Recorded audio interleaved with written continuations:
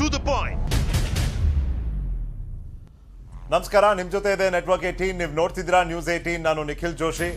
ಪ್ರತಿ ಬಾರಿ ಪ್ರಧಾನಿ ನರೇಂದ್ರ ಮೋದಿ ಅವರು ಕರ್ನಾಟಕಕ್ಕೆ ಬಂದಾಗ ಒಂದು ವಿಶೇಷ ಮಿಶ್ರಣ ಇರುತ್ತೆ ಅವರ ಕಾರ್ಯಕ್ರಮಗಳಲ್ಲಿ. ಒಂದು ರೀತಿಯಲ್ಲಿ ಸ್ವಾಮಿ ಕಾರ್ಯ ಸ್ವಕಾರ್ಯ ಎರಡೂ ಇದೆಯಾ ಅಂತ. ಇದಕ್ಕೂ ಮುಂಚೆ ನ್ಯೂಸ್ 18ನಲ್ಲಿ ನಾವು ಹೇಳ್ತಾ ಬಂದಿದ್ದೀವಿ, ಕೇಳ್ತಾ ಬಂದಿದ್ದೀವಿ, ಸರ್ಕಾರದ ಯಂತ್ರ, ಪಕ್ಷದ ತಂತ್ರ, ಸಿದ್ಧಾಂತದ ಮಂತ್ರ ಬಿಜೆಪಿಯ ಸ್ಟ್ರಾಟಜಿನ ಅಂತ. ಆದರೆ ಆ ಸಿದ್ಧಾಂತ ಈಗ ಅಭಿವೃದ್ಧಿಯಿಂದ ರೀಪ್ಲೇಸ್ ಆಗೋಗುತ್ತಾ? ಪ್ರಧಾನಿ ನರೇಂದ್ರ ಮೋದಿ ಅವರ ಕಾರ್ಯಕ್ರಮದ ಪಟ್ಟಿಯನ್ನು ಗಮನಿಸಿದ್ರೆ ಅದರಲ್ಲಿ ಬಹಳ ಸ್ಪಷ್ಟವಾಗಿ ಗೊತ್ತಾಗುತ್ತೆ, ಇದರಲ್ಲಿ ಅಭಿವೃದ್ಧಿನೇ ಮಂತ್ರ, ಸಿದ್ಧಾಂತಕ್ಕೆ ಅಷ್ಟೊಂದು ಜಾಗವನ್ನು ಕೊಡಲಿಲ್ಲ ಇವರು ಅಂತ.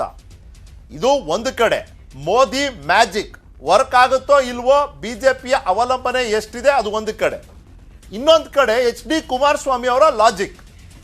ಇಲ್ಲಿ ಮೋದಿ ಅವರು ಬಂದು ಬಿಜೆಪಿಗೆ ಮತಗಳನ್ನ ಸೆಳೆಯೋದ್ರಲ್ಲಿ ಯಶಸ್ ಆಗೋದ್ರೆ, ಇದ್ರ ಮೂಲಕ ಬಿಜೆಪಿ ಏನಾದರೂ ಒಂದು ಪ್ರಬಲ ಸ್ಥಾನವನ್ನ ಪಡ್ಕೊಂಡ್ಬಿಟ್ರೆ, ನಾನು ಗೆದ್ದೇ ಬಿಟ್ರು ಸಿಂಗಲ್ ಲಾರ್ಜೆಸ್ಟ್ ಪಾರ್ಟಿ ಅಂತ ಹೇಳ್ತಾ ಇಲ್ಲ, ಪ್ರಬಲ ಸ್ಥಾನ ಅಂತ ಹೇಳಿ ನಿಲ್ಲಿಸ್ತೀನಿ, ಪ್ರಬಲ ಸ್ಥಾನವನ್ನ ಪಡ್ಕೊಂಡ್ಬಿಟ್ರೆ ಬ್ರಾಹ್ಮಣನ CM ಮಾಡ್ಬಿಡ್ತಾರೆ ಅನ್ನೋ ಮಾತನ್ನ ಹೇಳಿದ್ರಲ್ಲ ಎಚ್ ಡಿ ಕುಮಾರಸ್ವಾಮಿ ಅವರು. ಅದ್ರ ಹಿಂದಿರೋ ಅಂತ ಲಾಜಿಕ್ ಏನು ಅಂದ್ರೆ, ಕೆಲವು ಸಮುದಾಯಗಳ ಮತಗಳನ್ನ ಕ್ರೋಢೀಕರಿಸೋದಾ, ಜಾತಿ ಸಮೀಕರಣಕ್ಕೆ ಹೆಲ್ಪ್ ಆಗಲಿ ಅಂತನಾ, ಅಥವಾ ಅಲ್ಪಸಂಖ್ಯಾತರು ಬ್ರಾಹ್ಮಣ ಜಾತಿ 3%, 4%, ಅದರಲ್ಲಿ ಮತದಾನ ಮಾಡಕ್ಕೆ ಇಲ್ಲಿ ಇರೋರು ಎಷ್ಟು, ಹಾಗಾಗಿ ಪರಿಣಾಮಕಾರಿಯಾಗಿ ಏನೋ ಇದು ಒಂದು ಪ್ರಭಾವವನ್ನು ಬೀರೋದಿಲ್ಲ ಎಲೆಕ್ಷನ್ ರಿಸಲ್ಟ್ ಮೇಲೆ ಅಂತ ಈ ಮಾತನ್ನ ಹೇಳಿದ್ರ ಅನ್ನೋ ಪ್ರಶ್ನೆಗಳು ಮೂಡ್ತವೆ. ಇವತ್ತಿನ ಚರ್ಚೆಯ ವಿಷಯ ಮೋದಿ ಮ್ಯಾಜಿಕ್, HDK ಲಾಜಿಕ್. ಇನ್ನು ಈ ಚರ್ಚೆ ವಿಷಯದ ಹೆಡ್ಲೈನ್ಸ್ ಟು ದ ಪಾಯಿಂಟ್. ಟೀಕೆಗಳಿಗೆ ಉತ್ತರ, ಅಭಿವೃದ್ಧಿ ಮಂತ್ರ, ಕುರುಕ್ಷೇತ್ರ ಗೆಲ್ಲೋದಕ್ಕೆ ಮೋದಿ ತಂತ್ರ. ಮೋದಿ ಕೇಂದ್ರದ ಚುನಾವಣೆ ಆಗಿಸಲು ರಾಜ್ಯಕ್ಕೆ ಪದೇ ಪದೇ ಬರ್ತಿರೋ ಪ್ರಧಾನಿ. ಜಾತ್ಯತೀತ ನಾಯಕರ ಬಾಯಲ್ಲೇ ಜಾತಿಯ ಉಲ್ಲೇಖ, ಮಾತಿನ ಬೆನ್ನಲ್ಲೇ ವ್ಯಕ್ತವಾದ ತೀವ್ರ ಟೀಕೆ. ಆಡಿದ ಮಾತನ್ನು ಅರ್ಥೈಸುವಲ್ಲಿ ತಪ್ಪಾಗಿದೆ ಎಂದ HDKಯ ಸಮಜಾಯಿಷಿಯಿಂದಲೂ ಶಮನಗೊಳ್ಳದ ವಿವಾದ. ನಾನಾ ಆಯಾಮಗಳನ್ನು ಹೊಂದಿರುವಂತಹ ಈ ಎರಡೂ ಚರ್ಚೆ ವಿಷಯಗಳ ಚೌಕಟ್ಟನ್ನ ನಿರ್ಧರಿಸೋ ಪ್ರಮುಖ ಪ್ರಶ್ನೆಗಳು ನಿಮ್ಮ ಮುಂದೆ. ಅಭಿವೃದ್ಧಿ ಕಾರ್ಡ್ ಜೊತೆ ಹಿಂದಿನ ಸರ್ಕಾರಗಳ ಹೋಲಿಕೆ, ಇದರ ಮೂಲಕ ಸ್ವಾಮಿ ಕಾರ್ಯ ಸ್ವಕಾರ್ಯ ಎರಡೂ ಮಾಡಿದ್ರ ನರೇಂದ್ರ ಮೋದಿ. ಅಂದ್ರೆ ಇಲ್ಲಿ ಯಾಕೆ ರಿಪೋರ್ಟ್ ಕಾರ್ಡ್ ಹಿಡಿದಂತೆ ಕೆಲವೊಂದಷ್ಟು ಉಲ್ಲೇಖಗಳನ್ನ ಮಾಡ್ತಾರೆ, ಯಾಕೆ ಹೋಲಿಕೆ ಮಾಡ್ತಾರೆ ಹಿಂದಿನ ಸರ್ಕಾರಗಳ ಜೊತೆ? ಸ್ಥಳೀಯ ನಾಯಕತ್ವ ಬಿಟ್ಟು ಸಂಪೂರ್ಣವಾಗಿ ಮೋದಿ ಕೇಂದ್ರಿತ ಚುನಾವಣೆ ಪ್ರಯೋಗಕ್ಕೆ ಮುಂದಾಯ್ತಾ ಬಿಜೆಪಿ? ಯಾಕಂದ್ರೆ ಇವ್ರ ನಾಯಕರೇ ಹೇಳ್ತಿದ್ದಾರೆ, ಇಲ್ಲಿ ಮೋದಿ ಅಲೆ ಅನ್ನೋದು ಬಹಳ ಸೀಮಿತವಾದ ಪ್ರಭಾವ ಪರಿಣಾಮ ಬೀರುತ್ತೆ. ನಾವು ಸ್ಥಳೀಯ ವಿಷಯಗಳು, ಸ್ಥಳೀಯ ನಾಯಕರು, ಸ್ಥಳೀಯ ನಾಯಕತ್ವ ಇದನ್ನೆಲ್ಲ ಬಳಸ್ಕೊಳ್ಳಿಲ್ಲ ಅಂದ್ರೆ ಮೋದಿ ವೇವ್ ಒಂದು ತಕ್ಕ ಪ್ರಮಾಣಕ್ಕೆ ಮಾತ್ರ, ಅದಾದ್ಮೇಲೆ ವರ್ಕ್ ಆಗೋದೇ ಸ್ಥಳೀಯತೆ. ಹಾಗಾದ್ರೆ ಈ ಬಾರಿ ಇದೆಲ್ಲಾನು ಹೊರತುಪಡಿಸಿ ಒಂದು ಪ್ರಯೋಗಕ್ಕೆ ಮುಂದಾಯ್ತಾ ಬಿಜೆಪಿ? ಮತದಾರರ ಸಂಖ್ಯೆಯಲ್ಲಿ ಪ್ರಾಬಲ್ಯ ಹೊಂದಿರದ ಕಾರಣ ಸುಲಭವಾಗಿ ಎಚ್ ಡಿ ಕುಮಾರಸ್ವಾಮಿ ಅವರು ಬ್ರಾಹ್ಮಣ ಸಮುದಾಯವನ್ನ ದೂಷಿಸಿದ್ರ. ಇನ್ನೊಂದು, ಜಾತಿ ಸಮೀಕರಣ ಮತ್ತು ಕೆಲ ಸಮುದಾಯಗಳ ಮತಗಳ ಕ್ರೋಢೀಕರಣದ ಉದ್ದೇಶದಿಂದಲೇ ಬ್ರಾಹ್ಮಣ CM ಹೇಳಿಕೆ ಕೊಟ್ರ HDK. ಇದಕ್ಕೆ ಸಮಜಾಯಿಷಿ ಕೊಟ್ಟಿದ್ದಾರೆ, ಅದನ್ನು ಕೂಡ ಕೇಳೋಣ. ಮೊದಲನೇದಾಗಿ ಸಿದ್ದರಾಮಯ್ಯನವರು ಇತ್ತೀಚೆಗೆ ಹೇಳ್ತಾ ಬರ್ತಿರುವಂತಹ ಆ ಒಂದು ಮಾತು ಪದೇ ಪದೇ ಉಲ್ಲೇಖ ಮಾಡ್ತಾರೆ. ಅವ್ರು ಹೇಳ್ತಾರೆ, ನಾವು ಮಾಡಿದ ಅಡಿಗೆ ಬಡಿಸ್ತಿರೋದು ಬಿಜೆಪಿ. ಹೌದಾ? ನಾವು ಕೇಳ್ತಿದ್ದೀವಿ ಸಿದ್ದರಾಮಯ್ಯನವ್ರ ಮಾತು. ನರೇಂದ್ರ ಮೋದಿ ಅವರು ನಾವು ಮಾಡಿದ ಕೆಲಸಗಳನ್ನೇ ಉದ್ಘಾಟನೆ ಮಾಡೋದು ಯಾವಾಗಲೂ. HAL ಇದೆಯಲ್ಲ ಪ್ರೋಗ್ರಾಮ್, ಅದನ್ನ UPA ಸರ್ಕಾರದಲ್ಲೇ ಮಾಡಿದ್ರು, ಅದನ್ನು ಉದ್ಘಾಟನೆ ಮಾಡಕ್ ಬರ್ತಾರೆ. ನಾವು ಅಡಿಗೆ ಮಾಡಿರ್ತೀವಿ, ಬಡ್ಸಕ್ ಬರ್ತಾರೆ. ಅವ್ರಿಗೆ ನರೇಂದ್ರ ಮೋದಿ ಅವರೇ ಬಂಡವಾಳ. ಪಾಪ ಏನು ಕೆಲಸ ಮಾಡಿಲ್ಲ, 40% ಕಮಿಷನ್ ಸರ್ಕಾರ, ಜನ ವಿರೋಧಿ ವಚನ ಭ್ರಷ್ಟತೆ ಹೇಳದದು ಮಾಡಿಲ್ಲ. ಅದಕ್ಕೆ ನರೇಂದ್ರ ಮೋದಿ ಅವರು ಕರ್ಕೊಂಡ್ಬಂದು ಗುಮ್ಮನ್ ಬಿಡ್ತಾರಲ್ಲ, ಹಂಗೆ ತೋರಿಸ್ತಾ ಇದ್ದಾರೆ. ನರೇಂದ್ರ ಮೋದಿ ಕರ್ಕೊಂಡ ತಕ್ಷಣನೇ ಅದಕ್ಕೆ ಓಟ್ ಬರ್ತವೆ ಅಂತ ಹೇಳಕ್ಕಾಗಲ್ಲ. ಬಟ್ ಜನಗಳು ತೀರ್ಮಾನ ಮಾಡಿಬಿಟ್ಟಿದ್ದಾರೆ. ಈಗಾಗಲೇ ಜನಗಳು ತೀರ್ಮಾನ ಮಾಡಿದ್ದಾರೆ, ಕರ್ನಾಟಕ ಜನ ಬಿಜೆಪಿಯನ್ನ ಸೋಲಿಸಬೇಕು, ಕಾಂಗ್ರೆಸ್ ಪಕ್ಷವನ್ನ ಮತ್ತೆ ಅಧಿಕಾರಕ್ಕೆ ತರಬೇಕು ಅಂತೇಳಿ ಈಗಾಗಲೇ ಜನ ತೀರ್ಮಾನ ಮಾಡಿದ್ದಾರೆ. ಈ ಚರ್ಚೆಯಲ್ಲಿ ನನ್ನ ಜೊತೆ ಭಾಗವಹಿಸುತ್ತಿದ್ದಾರೆ ಬಿಜೆಪಿಯ ವಕ್ತಾರರಾದ ಮೋಹನ್ ವಿಶ್ವ ಅವರು, ಕಾಂಗ್ರೆಸ್ಸಿನ ರಮೇಶ್ ಬಾಬು ಅವರು, JDSನ ಚರಣ್ ಗೌಡ್ರು, 3 ಜನಕ್ಕೆ ಸ್ವಾಗತ. ನಾನು ರಮೇಶ್ ಬಾಬು ಅವರಿಂದನೇ ಶುರು ಮಾಡ್ತೀನಿ. ಸರ್, ಸಿದ್ದರಾಮಯ್ಯನವ್ರು ಹೇಳ್ತಾರೆ ನಾವು ಮಾಡಿದ ಅಡುಗೆ ಬಡಿಸ್ತಿರೋದು ಬಿಜೆಪಿ. ಪ್ರಧಾನಮಂತ್ರಿಯವರ ಕಚೇರಿಯಿಂದ ಸರ್ ನಾನು ಇವಾಗ ತಾನೇ ತಿಳ್ಕೊಂಬಂದೆ, 700ಕ್ಕೂ ಹೆಚ್ಚು ಪ್ರಾಜೆಕ್ಟ್ಗಳು ನೆನಗುದಿಗೆ ಬಿದ್ದೋಗಿದ್ದಂಥವು, ನಿರ್ಲಕ್ಷಿಸಿದಂಥವು, ಯಾರು ಪೂರ್ಣ ಮಾಡಲಿಲ್ಲ, ಕಂಪ್ಲೀಷನ್ ಡೇಟೇ ಇಲ್ಲ ಅಂಥವನ್ನೆಲ್ಲ ತೊಗೊಂಡು ಮಾಡಿದ್ರು ಅಂತ, ಮಾಡ್ತಿದ್ದಾರೆ ಅಂತ, ಮಾಡಿದ್ರು ಅಂತಲ್ಲ ಮಾಡ್ತಿದ್ದಾರೆ ಅಂತ. ಅಲ್ಲಿಗೆ ಅಡುಗೆ ಮಾಡಲೇ ಇಲ್ಲ ಅಂತ ಅಡುಗೆ ಸಾಮಾನು ತಂದಿಟ್ರಿ, ಬಟ್ ಅಡುಗೆನೇ ಆಗಲಿಲ್ಲ. ಅದನ್ನು ತೊಗೊಂಡು ಅಡುಗೆ ಮಾಡಿದವ್ರು ಯಾರು ಅಂತ ಕೇಳ್ತೀವಿ. ಕಳೆದ 2 ದಿನಗಳ ಹಿಂದೆ ಕೇಂದ್ರ ಬಜೆಟ್ ವಿಚಾರದಲ್ಲಿ ಇನ್ನೊಂದು ಮಾಧ್ಯಮದಲ್ಲಿ ಒಂದು ಚರ್ಚೆ ಆಗ್ತಾಯಿತ್ತು. ಭಾರತೀಯ ಜನತಾ ಪಕ್ಷದ ವಕ್ತಾರರು ಒಬ್ಬರು, ಅವರು ಈ claimed as A economist, of course ಇದು ಅದನ್ನು ಒಪ್ಕೋತೀವಿ, ಚಾರ್ಟೆಡ್ ಅಕೌಂಟೆಂಟ್ ಆಲ್ಸೋ. ಅವರೊಂದು ಅಂಕಿಅಂಶ ಸಬ್ಮಿಟ್ ಮಾಡಿದ್ರು.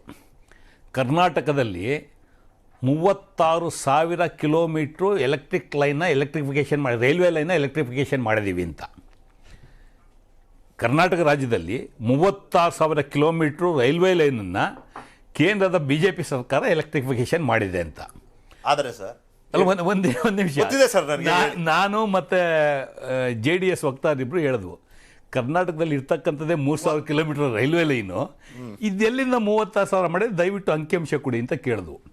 ಆಮೇಲೆ ಅವರೆಲ್ಲ ತಿರುಗಿಸಿದ್ರು, ಪೇಪರ್ ಏನೋ ಹೇಳೋರಿಲ್ಲ, ಪ್ರಹ್ಲಾದ್ ಜೋಶಿ ಅವರ ಕಚೇರಿಯಿಂದ ಕೊಟ್ಟಿರ್ತಕ್ಕಂಥ ಮಾಹಿತಿ ಏನ್ರು ನೋಡಿ. ನೀವು ಪ್ರಹ್ಲಾದ್ ಜೋಶಿಯಿಂದ ಆಫೀಸಿಂದಲೂ ಕೊಡ್ತಾರೆ, ನಳಿನ್ ಕುಮಾರ್ ಕಟೀಲ್ ಆಫೀಸಿಂದಲೂ ಕೊಡ್ತಾರೆ, ನಡ್ಡಾ ಆಫೀಸಿಂದಲೂ ಕೊಡ್ತಾರೆ, ಪ್ರೈಮ್ ಮಿನಿಸ್ಟರ್ ಆಫೀಸಿಂದಲೂ ಕೊಡ್ತಾರೆ. ಇದು ಭಾರತೀಯ ಜನತಾ ಪಕ್ಷದ ಪ್ರೊಫೆಷನ್. ಅಂದರೆ ಜನನ ಎಷ್ಟು ವ್ಯವಸ್ಥಿತವಾಗಿ ದಾರಿ ತಪ್ಪಿಸ್ತಾರೆ ಅನ್ನೋದಕ್ಕೆ ಇದು ಒಂದು ಉದಾಹರಣೆ ಅಂತ ಹೇಳಿದ್ವು. ಯಾಕೆ ಈ ಮಾತನ್ನು ಹೇಳ್ತೀನಿ ಅಂದರೆ, ಸಿದ್ದರಾಮಯ್ಯನವರು ಹೇಳಿದಂಥ ಮಾತು ವಾಸ್ತವ ಸಹ ಸರಿ ಇದೆ. ನೀವು ಈ ದೇಶದಲ್ಲಿ ಈ ಪಬ್ಲಿಕ್ ಸೆಕ್ಟರ್ ಯೂನಿಟ್ಗಳೇನಿದೆ, ಇವತ್ತು HAL ಬಗ್ಗೆ ಮಾತಾಡ್ತಾ ಇದ್ದಾರೆ. HAL ಈ ದೇಶಕ್ಕೆ ಕೊಟ್ಟಂಥದ್ದೇ ಕಾಂಗ್ರೆಸ್ ಪಕ್ಷ. ಇವತ್ತು ಬ್ರಾಂಚ್ ಮಾಡ್ತಾ ಇದ್ದಾರೆ ಬಿಟ್ಟರೆ ಗುಬ್ಬಿನಲ್ಲಿ, ಈ ದೇಶಕ್ಕೆ ಕೊಟ್ಟಂಥದ್ದೇ ಕಾಂಗ್ರೆಸ್ ಪಕ್ಷ. ಆ್ಯಸ್ ಆ್ಯಂಡ್ ಟುಡೇ 13 PSUಗಳು, ಪಬ್ಲಿಕ್ ಸೆಕ್ಟರ್ ಅಂಡರ್ಟೇಕಿಂಗ್ಗಳು ನಾನ್ ಫಂಕ್ಷನ್ ಸ್ಥಿತಿಗೆ ತಲುಪಿದ್ದಾವೆ. ಸುಮಾರು 37 ಪಬ್ಲಿಕ್ ಸೆಕ್ಟರ್ ಯೂನಿಟ್ಗಳು ಲಾಸಲ್ಲಿದ್ದಾವೆ. ಸುಮಾರು 6,000 ಕೋಟಿ ರೂಪಾಯಿಗೂ ಹೆಚ್ಚು ಲಾಸಲ್ಲಿದೆ. ಏನು ಕಾಂಗ್ರೆಸ್ ಪಕ್ಷ ಕೊಟ್ಟಂಥ ಪಬ್ಲಿಕ್ ಸೆಕ್ಟರ್ ಯೂನಿಟ್ಗಳು ವರ್ಗೀಕರಣ ಆಗಿತ್ತು, ಅದು 2 ರೀತಿಯಲ್ಲಿ ವರ್ಗೀಕರಣ, 3 ರೀತಿಯಲ್ಲಿ ವರ್ಗೀಕರಣ ಮಾಡಿದರು. ಒಂದು, ಪಬ್ಲಿಕ್ ಸೆಕ್ಟರ್ ಕಂಪನೀಸ್ ಮಹಾರತ್ನಾಸ್, ಪ್ರಮುಖವಾಗಿ 8 ಯೂನಿಟ್ಗಳು. ಇವು 1952ರಿಂದ 1984 ಆಗಿರ್ತಕ್ಕಂಥ 8, for example national thermal power corporation, gas authority of India, steel authority of India, Bharat heavy electrical limited, Bharat petroleum corporation, Indian oil corporation, oil and natural gas corporation, ಕೋಲ್ ಇಂಡಿಯಾ ಲಿಮಿಟೆಡ್. ನಾನು ಉದಾಹರಣೆಗೆ ಹೇಳಿದೆ 8. Again ಅದೇ ಥರ 16 ನವರತ್ನಾಸು ಪಬ್ಲಿಕ್ ಸೆಕ್ಟರ್ಲಿ. ಅದರ ಉದ್ದೇಶ ಸಾಮಾನ್ಯವಾಗಿ ನಾವು ಏನಕ್ಕೆ ಸಾರ್ವಜನಿಕ ಉದ್ಯಮಗಳನ್ನ ಕಾಂಗ್ರೆಸ್ ಪಕ್ಷ ಆಗಲಿ, ಕಾಂಗ್ರೆಸ್ ಪಕ್ಷದ ಐಡಿಯಾಲಜಿ ಹಾಕಿ ಎಂಡಾಸ್ ಮಾಡುತ್ತೆ ಅಂದರೆ, ನೀವು ಲಾಸ್ ಇರ್ಬೋದು ಕೆಲವು, ಇಲ್ಲ ಅಂತ ನಾನು ಹೇಳೋದಿಲ್ಲ, ಲಾಸ್ ಇದ್ದರೂ ಸಹ ಪಬ್ಲಿಕ್ ಸೆಕ್ಟರ್ ತೆರೆಯೋದ್ರಿಂದ ಜನಸಾಮಾನ್ಯರಿಗೆ ಉದ್ಯೋಗ ಸಿಗುತ್ತೆ, ಅದರ ಮೂಲಕ GDP ಗ್ರೋತ್ ಬೆಳೆಯುತ್ತೆ, ಜನಕ್ಕೆ ಫೈನಾನ್ಷಿಯಲಿ ಅನುಕೂಲ ಆಗುತ್ತೆ ಅನ್ನೋ ಕಾರಣಕ್ಕೆ ಪಬ್ಲಿಕ್ ಸೆಕ್ಟರ್ ಯೂನಿಟ್ನ ಮುಂಚೆಯಿಂದಲೂ ಪ್ರತಿಪಾದನೆ ಮಾಡ್ಕೊಂಬಂದಿರ್ತಕ್ಕಂಥದ್ದು. ಅದೇ ರೀತಿ ಮಿನಿ ರತ್ನಾಸ್ ಅಂತೇಳಿ ಸುಮಾರು 36 ಯೂನಿಟ್ಗಳು ಇದ್ದಾವೆ, ಕಾಂಗ್ರೆಸ್ ಪಕ್ಷ ಮಾಡಿದಂಥದ್ದು. ಇಷ್ಟು ಏನು PSUಗಳಿದ್ದಾವೆ, ಇದೆಲ್ಲ ಕಾಂಗ್ರೆಸ್ ಪಕ್ಷದ ಕೊಡುಗೆ. 1947ರಿಂದ ಇಲ್ಲಿವರೆಗೂ ಕಾಂಗ್ರೆಸ್ ಸರ್ಕಾರದ ಅವಧಿಯಲ್ಲಿ ಕೊಟ್ಟಂಥ ಕೊಡುಗೆಗಳು.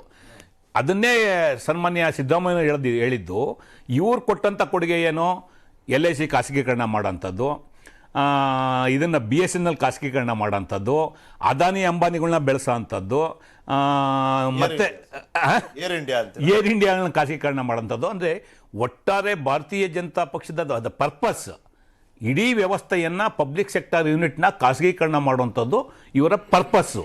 ಮತ್ತು ಇವತ್ತು ಅವ್ರು ಏನೋ ಕ್ಲೈಮ್ ಮಾಡ್ತಾ ಇದ್ದಾರೆ, ಆ ಭಾಗದಲ್ಲಿ ಉದ್ಯೋಗ ಸಿಕ್ಕಿದೆ ಅಂಥೇಳಿ. ಭಾಳ ಆಶ್ಚರ್ಯ ಆಗೋದೇನಂತಂದರೆ, ದಿಶಾ ಅಂತ ಅಂದ್ಬಿಟ್ಟು ಪಾರ್ಲಿಮೆಂಟ್ ಮೆಂಬರ್ ವ್ಯಾಪ್ತಿನಲ್ಲಿ ಒಂದು ಕಮಿಟಿ ಇರುತ್ತೆ, ಸೆಂಟ್ರಲ್ ಗೌರ್ಮೆಂಟ್ ಕಮಿಟಿ. ಅದು ಯಾರು ಸಿಟ್ಟಿಂಗ್ MP ಇರ್ತಾರೆ ಅವ್ರ ಅಧ್ಯಕ್ಷತೆಯಲ್ಲಿ ಒಂದು ಕಮಿಟಿ ಇರುತ್ತೆ. ಎವರಿ ರಿವ್ಯೂ ಆಗುತ್ತೆ, ಎವರಿ ಇಯರು ಅಥವಾ ಕ್ವಾರ್ಟರ್ಲಿ ರಿವ್ಯೂ ಆಗುತ್ತೆ. ಆ ಜಿಲ್ಲೆಗೆ ಅಥವಾ ಅವ್ರ ಕ್ಷೇತ್ರಕ್ಕೆ ಸಂಬಂಧಪಟ್ಟಂತೆ ಈ ಥರದ ರಿವ್ಯೂನ ಮಾಡ್ತಾರೆ. ಐ ಹೋಪ್ ತುಮಕೂರಲ್ಲಿ ಇರ್ತಕ್ಕಂಥದ್ದು ಭಾರತೀಯ ಜನತಾ ಪಕ್ಷದ member of parliament GS Basavaraju. Okay, ಅವರ ಆತ್ಮೀಯ ಶಿಷ್ಯ ಬಲಗೈ ಬಂಟ ಕುಂದನಹಳ್ಳಿ ರಮೇಶ್ ಅಂತೇಳಿ is A Disha committee member. ಅವರು ನಿನ್ನೆ ಒಂದು ಪತ್ರಿಕಾ ಹೇಳಿಕೆಯನ್ನು ಕೊಡ್ತಾರೆ, ಯಾವ ಪುರುಷಾರ್ಥಕ್ಕೆ ಮೋದಿರವರು ಇಲ್ಲಿ ಬಂದು HAL ಉದ್ಘಾಟನೆ ಮಾಡ್ತಾ ಇದ್ದಾರೆ ಗುಬ್ಬಿನಲ್ಲಿ. ಇದು ಕಾಂಗ್ರೆಸ್ನ ಪ್ರಶ್ನೆ ಅಲ್ಲ, JDS ಪ್ರಶ್ನೆ ಅಲ್ಲ, ಭಾರತೀಯ ಜನತಾ ಪಕ್ಷದ ಒಬ್ಬ ನಾಯಕ MP ರವರ right hand Disha committee member ಹಾಕಿರ್ತಕ್ಕಂಥ ಪ್ರಶ್ನೆ ಇಡೀ ಮಾಧ್ಯಮಗಳಲ್ಲಿ ದೊಡ್ಡ ಸುದ್ದಿ ಆಗಿದೆ. ಅವ್ರು ಕೇಳಿರ್ತಕ್ಕಂಥ ಪ್ರಶ್ನೆ, ನೀವು HALನ ಉದ್ಘಾಟನೆ ಮಾಡ್ತಾ ಇದ್ದೀರಾ ಗುಬ್ಬಿನಲ್ಲಿ, ಎಷ್ಟು ಜನಕ್ಕೆ ಸ್ಥಳೀಯರಿಗೆ ಉದ್ಯೋಗ ಕೊಟ್ಟಿದ್ದೀರಾ, ಎಷ್ಟು ಜನಕ್ಕೆ ಪುನರ್ವಸತಿ ಆಗಿದೆ, ಅಲ್ಲಿ ಮನೆ ಮತ್ತು ಜಮೀನು ಕಳ್ಕೊಂಡವ್ರಿಗೆ ಏನು ಪರ್ಯಾಯ ವ್ಯವಸ್ಥೆ ಆಗಿದೆ, ನೀವು ಏನಕ್ಕೆ ತುಮಕೂರು ಜಿಲ್ಲೆಗೆ ಯಾವುದೇ ಒಂದು ಯೋಜನೆಯನ್ನು ಸ್ಪಷ್ಟವಾದಂಥ ಯೋಜನೆಯನ್ನು ಕೊಟ್ಟಿಲ್ಲ, ಯಾವ ಪುರುಷಾರ್ಥಕ್ಕೆ ಬರ್ತಾ ಇದೆ ಅಂತ ಪ್ರಶ್ನೆ ಮಾಡಿರ್ತಕ್ಕಂಥದ್ದು ಒಬ್ಬ BJP ಕಮಿಟೆಡ್ ಇರಿಗೇಷನ್ ಹೋರಾಟದ ಒಬ್ಬ ಸದಸ್ಯ ಕುಂದನಹಳ್ಳಿ ರಮೇಶ್. ಇಂಥ ಪರಿಸ್ಥಿತಿನಲ್ಲಿ ಯಾವ ಅರ್ಥದಲ್ಲಿ ಸನ್ಮಾನ್ಯ ಮೋದಿ ಅವ್ರನ್ನ ಇಟ್ಕೊಂಡು BJP ರಾಜ್ಯ ಸರ್ಕಾರದವರು ಇವರು ಹೇಳಕ್ಕಂತೂ ಇಲ್ಲ, 40% ಹೇಳೋಕ್ಕಾಗಲ್ಲ, PCM ಹೇಳೋಕ್ಕಾಗಲ್ಲ, ಸ್ಕ್ಯಾಂಡಲ್ಗಳು ಹೇಳೋಕ್ಕಾಗಲ್ಲ, PSS ಸ್ಕ್ಯಾಂಡಲ್ ಹೇಳೋಕ್ಕಾಗಲ್ಲ, ನೇಮಕಾತಿ ಸ್ಕ್ಯಾಂಡಲ್ಗಳು ಹೇಳೋಕ್ಕಾಗಲ್ಲ. ಆ ಕಾರಣಕ್ಕೆ ಮೋದಿರವ್ರನ್ನ ಇಟ್ಕೊಂಡು ಚುನಾವಣೆ ಮಾಡುವಂಥ ಒಂದು ಅನಿವಾರ್ಯತೆಗೆ ಕರ್ನಾಟಕ ರಾಜ್ಯದ BJP ಸರ್ಕಾರ, BJP ನಾಯಕರು ಶರಣಾಗತರಾಗಿದ್ದಾರೆ. ಆಯ್ತು ಸರ್, ಮೋದಿ ಮ್ಯಾಜಿಕ್ ಮೇಲೆ ಡಿಪೆಂಡ್ ಆಗಿದ್ದಾರೆ BJP ಅವರು. ಮ್ಯಾಜಿಕ್ ಆಗುತ್ತೋ ಇಲ್ವೋ ಅನ್ನೋದು ನಿಮ್ ಪ್ರಶ್ನೆ. ಅದಕ್ಕೆ ಅವ್ರು ಉತ್ತರ ಕೊಟ್ಬಿಟ್ಟಾರೆ ಯಡಿಯೂರಪ್ಪ ಅವರು. ಮೋದಿ ಮ್ಯಾಜಿಕ್ ಆಗುತ್ತಾ ಇಲ್ವಂತ ದಾವಣಗೆರೆ BJP ಎಕ್ಸಿಕ್ಯೂಟಿವ್ ಕಮಿಟಿಯಲ್ಲಿ already has given. Ramesh Babu sir, ನೀವು ಅವಾಗಲೇ ಹೇಳಿದ್ರಿ ಮಹಾರತ್ನ, ನವರತ್ನ, ಮಿನಿ ರತ್ನ. ಸರ್ ಬಂದೆ ಸರ್, ಗೌರ್ಮೆಂಟ್ಗೆ ಬಿಸ್ನೆಸ್ ಅಲ್ಲೇ ಗೌರ್ಮೆಂಟ್ ಇನ್ವಾಲ್ವ್ ಆಗ್ಬಿಟ್ರೆ ವೆಲ್ಫೇರ್ ಯಾರು ನೋಡ್ತಾರೆ? ಯಾಕೆ ಕೇಳಿದೆ ಅಂದ್ರೆ ಸರ್, ಅಕ್ರಾಸ್ ದ ವರ್ಲ್ಡ್ ನೀವು ನೋಡಿ ಸರ್, ಎನಿ ಡೆಮೋಕ್ರಾಟಿಕ್ ಸೆಟಪ್ ಭಾಳ ಕಡಿಮೆ ಇದ್ದಾವೆ, ಮತ್ತೆ ಸಕ್ಸಸ್ಫುಲ್ ನಮ್ಮಷ್ಟು ದೊಡ್ಡ ಡೆಮೋಕ್ರಾಟಿಕ್ ಸೆಟಪ್ಗಳು ಭಾಳ ಕಡಿಮೆ ಇದ್ದಾವೆ. ಸರ್, ಇಲ್ಲಿ ಕಲ್ಯಾಣಕ್ಕೇನೆ ಗಮನ ಕೊಡೋಕ್ಕಾಗ್ತಾ ಇಲ್ಲ ನೀವು. If the government is in business, then who is going to look at welfare? Sir, the government has no business to be in business, sir. 100%. But ಇಲ್ಲಿ BJP ಮಾಡ್ತಾ ಇರೋದು ಪೂರ್ಲಿ ಬಿಸ್ನೆಸ್. ಇವತ್ತು LIC ಮುಳುಗ್ತಾ ಇದೆ, SBI ಮುಳುಗ್ತಾ ಇದೆ. ಯಾಕೆ? Adani flight ಅಲ್ಲಿ ಯಾರು ಓಡಾಡಿದವರು? ಕಾಂಗ್ರೆಸ್ ಲೀಡರ್ ಓಡಾಡಿದವರು. ಸರ್, LIC ಅವರು ಲೆಸ್ ದೆನ್ 2% ಇನ್ವೆಸ್ಟ್ ಮಾಡಿದ್ದಾರೆ ಸರ್ ಅದಾನಿನಲ್ಲಿ. What is the quantum of the amount? That's right. What is the quantum of the amount? Okay. 92 Arshad Mehta case ಒಟ್ಟಾರೆ ಸ್ಕ್ಯಾಂಡಲ್ 5,000 ಕೋಟಿ. ಇದೆಷ್ಟು ಕೋಟಿ ಇವತ್ತು? ಯಾರಪ್ಪನ ಮನೆ ಆಸ್ತಿ ಇದು? LIC it is A public sector, SBI is A public sector. ಯಾರು ದುಡ್ಡು ಅದು? ಏನ್ ಮೋದಿ ದುಡ್ಡ? BJP ಅವ್ರ ದುಡ್ಡ ಅದು?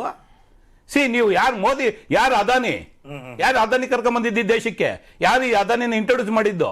ಯಾರು ಅದಾನಿ ಶೇರ್ಗೆ ಸೆಬಿ ಎಲ್ಲ ಮೀರಿ ನಿಮ್ಮ ನಿಯಮಾವಳಿಗಳನ್ನೆಲ್ಲ ಗಾಳಿಗೆ ತೂರಿ ಹಣ ಕೊಟ್ಟವ್ರು ಯಾರು? ಹಣ ಇನ್ವೆಸ್ಟ್ಮೆಂಟ್ ಮಾಡಿದವ್ರು ಯಾರು?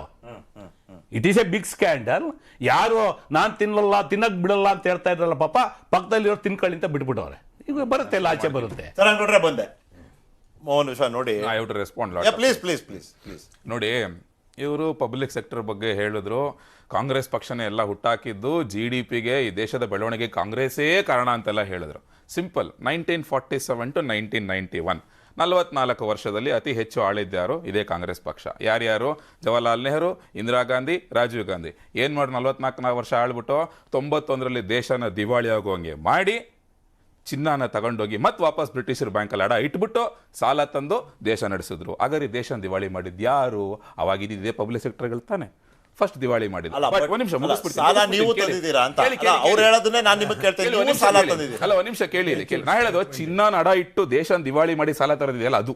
ಸೊ ದಿವಾಳಿ ಮಾಡಿದ್ಯಾರು? ಕಾಂಗ್ರೆಸ್ ಪಕ್ಷ. ನೆಕ್ಸ್ಟ್, ಇವರು GDP ಬಗ್ಗೆ ಮಾತಾಡಿದ್ರು, ಇಂಪ್ರೂವ್ ಮಾಡಿದೆ ಅಂತ ಮಾತಾಡಿದ್ರು. ಬಿಟ್ವೀನ್ 1947 to 2014 ಆಯ್ತಲ್ಲ, ಹತ್ತತ್ರ 67 ವರ್ಷದಲ್ಲಿ ಭಾರತದ GDP 1.15 ಟ್ರಿಲಿಯನ್ ಇತ್ತು. ಯಾವತ್ತು? 2014 ಏಪ್ರಿಲ್ ಅಲ್ಲಿ. ಇವತ್ತು ಅದು 3.5 ಟ್ರಿಲಿಯನ್ ಆಗಿದೆ. ಅಂದ್ರೆ 9 ವರ್ಷದಲ್ಲಿ 3 ಪಟ್ಟು. ಇವರಿಂದ ನಮ್ಗೆ ಅಧಿಕಾರ ಸಿಕ್ಕಿದ ಮೇಲೆ 3 ಪಟ್ಟು. ಇವ್ರು 67 ವರ್ಷದಲ್ಲಿ ಮಾಡಿರೋದನ್ನ 3 ಪಟ್ಟು ನಾವು 9 ವರ್ಷದಲ್ಲಿ GDP ಮಾಡಿದೀವಿ. ಹಾಗಾದ್ರೆ ದೇಶದ ಬೆಳವಣಿಗೆ ಮಾಡಿದ್ದು ಯಾರು ಅತಿ ಹೆಚ್ಚು? ನಾವು. ಇವ್ರೇನ್ ಮಾಡಿದ್ರು?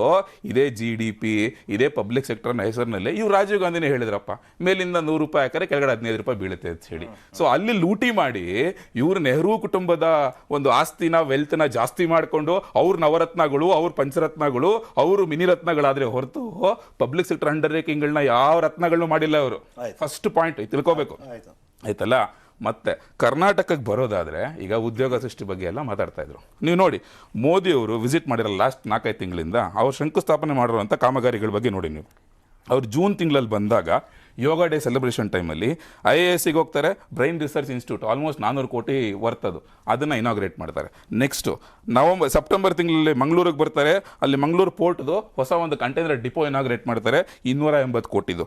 ನೆಕ್ಸ್ಟು ಇನ್ನೊಂದು ಫೌಂಡೇಶನ್ ಸ್ಟೋನ್ ಇನಾಗ್ರೇಟ್ ಮಾಡ್ತಾರೆ ಅಲ್ಲಿ ಪೋರ್ಟ್ನಲ್ಲಿ, ಆಲ್ಮೋಸ್ಟ್ 1,000 ಕೋಟಿ ವರ್ತು. ನೆಕ್ಸ್ಟು ಸಿ ವಾಟರ್ ಡಿಸ್ಯಾನಿಟೈಸೇಷನ್ ಪ್ಲಾಂಟು ಅದನ್ನು ಇನಾಗ್ರೇಟ್ ಮಾಡ್ತಾರೆ, ದಟ್ ಈಸ್ ವರ್ತ್ 680 ಕೋಟಿ. ನೆಕ್ಸ್ಟು MRPL ಅಲ್ಲಿ BS6 ಗ್ರೇಡ್ ಫ್ಯೂಯಲ್, ಇವಾಗ BS6 ಎಂಜಿನ್ಸ್ ಎಲ್ಲ ಕಡೆ ಬರ್ತಿರೋದಲ್ವಾ, ಸೊ ಆ ಪ್ಲಾಂಟ್ನ ಇನಾಗ್ರೇಟ್ ಮಾಡ್ತಾರೆ 1830 ಕೋಟಿ. ಆಯ್ತಲ್ಲ. ನೆಕ್ಸ್ಟು ನವೆಂಬರ್ ಮಂತಲ್ಲಿ ಬರ್ತಾರೆ ವಂದೇ ಭಾರತ್ ಎಕ್ಸ್ಪ್ರೆಸ್, ಎಲ್ಲಿಗೆ ಬಿಟ್ವೀನ್ ಮೈಸೂರು ಬೆಂಗಳೂರು ಚೆನ್ನೈ ಮಧ್ಯ, ಅದನ್ನ ಇನಾಗ್ರೇಟ್ ಮಾಡ್ತಾರೆ. ಆಯ್ತಾ. ನೆಕ್ಸ್ಟ್ ಅದೇ ಸಮಯದಲ್ಲಿ ಭಾರತ್ ಗೌರವ ಕಾಶಿ ಗಂಗಾ ಎಕ್ಸ್ಪ್ರೆಸ್ ಅಂತ ಹೇಳ್ಬಿಟ್ಟು ಈ ಕಾಶಿ ವಿಸಿಟ್ ಮಾಡೋಂಥವ್ರಿಗೆ ಎಲ್ಲರಿಗೂ ರಾಜ್ಯ ಸರ್ಕಾರ ಪ್ರೋತ್ಸಾಹನ 5,000 ರೂಪಾಯಿ ಕೊಡ್ತಾ ಇದೆ ಪ್ರತಿಯೊಬ್ಬರಿಗೂ. ಆ ಟ್ರೈನ್ ಇನಾಗ್ರೇಟ್ ಮಾಡ್ತಾರೆ. ಅದಕ್ಕಿಂತ ದೊಡ್ಡದು ಬೆಂಗಳೂರು ಇಂಟರ್ನ್ಯಾಷನಲ್ ಏರ್ಪೋರ್ಟ್ ನ ಟರ್ಮಿನಲ್ 2 ಇನಾಗ್ರೇಟ್ ಮಾಡ್ತಾರೆ. ಎಷ್ಟು ಫಾಸ್ಟ್ ಆಗಿ ಇನಾಗ್ರೇಟ್ ಮಾಡಿರೋದು, one of the greenest airport in India ಅದು. ನೀವೆಲ್ಲ ಹೋಗಿ ನೋಡ್ಬೇಕು. ಇವ್ರು ಹೇಳಿದ್ರಲ್ಲ ಯಾವುದೋ 36,000 ಕೋಟಿ ರೈಲ್ದು ಕೊಟ್ಟರು, ಎಲ್ಲ ರೈಲ್ ಬಿಡ್ತಾರೆ, ಎಲ್ಲ ಡಿಪಾರ್ಟ್ಮೆಂಟ್ ಯಾರೇನ್ ಬೇಕಾದ್ರೂ ಕೊಟ್ಬಿಡ್ತಾರೆ, ಅಧ್ಯಕ್ಷ ಬೇಕಾದ್ರೆ ಕೊಡ್ತಾರೆ ಅಂತ ಹೇಳ್ಬಿಟ್ಟು ಇದು ಕಣ್ಣು ಮುಂದೆ ಇರೋದು ನಾನು ಹೇಳ್ತಿರೋದು.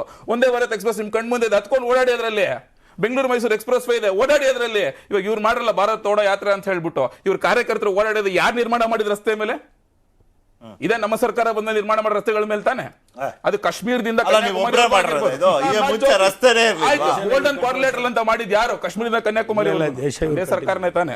ನೆಕ್ಸ್ಟ್ ತಿರ್ಗಾ ನೋಡಿ, ಜನವರಿ ತಿಂಗಳಲ್ಲಿ ಬಂದಾಗ ಅವರು ಈ ಲಂಬಾಣಿ ತಾಂಡ್ಯಕ್ಕೆ ಕಲಬುರ್ಗಿನಲ್ಲಿ ಸುಮಾರು 52,000 ಕುಟುಂಬಗಳಿಗೆ ಹಕ್ಕುಪತ್ರ ಇದುವರೆಗೂ ಯಾರು ಮಾಡಿದ್ರು? ಇದು ಅಲ್ವಾ ಅಂತ್ಯೋದಯ? ಅವ್ರೇನ್ ಹೇಳ್ತಾರೆ ಅಂದ್ರೆ ಅದನ್ನ ರೆವಿನ್ಯೂ, ಒಂದ್ ನಿಮಿಷ ಸರ್ ಕೇಳಿ, ಪ್ರಾಸೆಸ್ ಎಲ್ಲಿ ಶುರು ಆಗುತ್ತೆ, ಅದನ್ನ ರೆವಿನ್ಯೂ ವಿಲೇಜ್ ಅಂತ ಗುರುತಿಸ್ತವ್ರು ಯಾರು? ನೀವು ರೆವಿನ್ಯೂ ವಿಲೇಜ್ ಅಂತ ಗುರುತಿಸಿದ್ರೆ ತಾನೇ ರೆವಿನ್ಯೂ ಡಿಪಾರ್ಟ್ಮೆಂಟ್ ಬಂದು ರೆವಿನ್ಯೂ ಡಾಕ್ಯುಮೆಂಟ್ಸ್ ಕ್ರಿಯೇಟ್ ಆಗೋದು. ಹಿಂಗ್ ಪೇಪರ್ ಇಟ್ಕೊಂಡು ಹಿಂಗ್ ಪೆನ್ನಲ್ಲಿ ಹಿಂಗ್ ಗುರ್ಸೋದು ಅಷ್ಟೇ ಅವರು.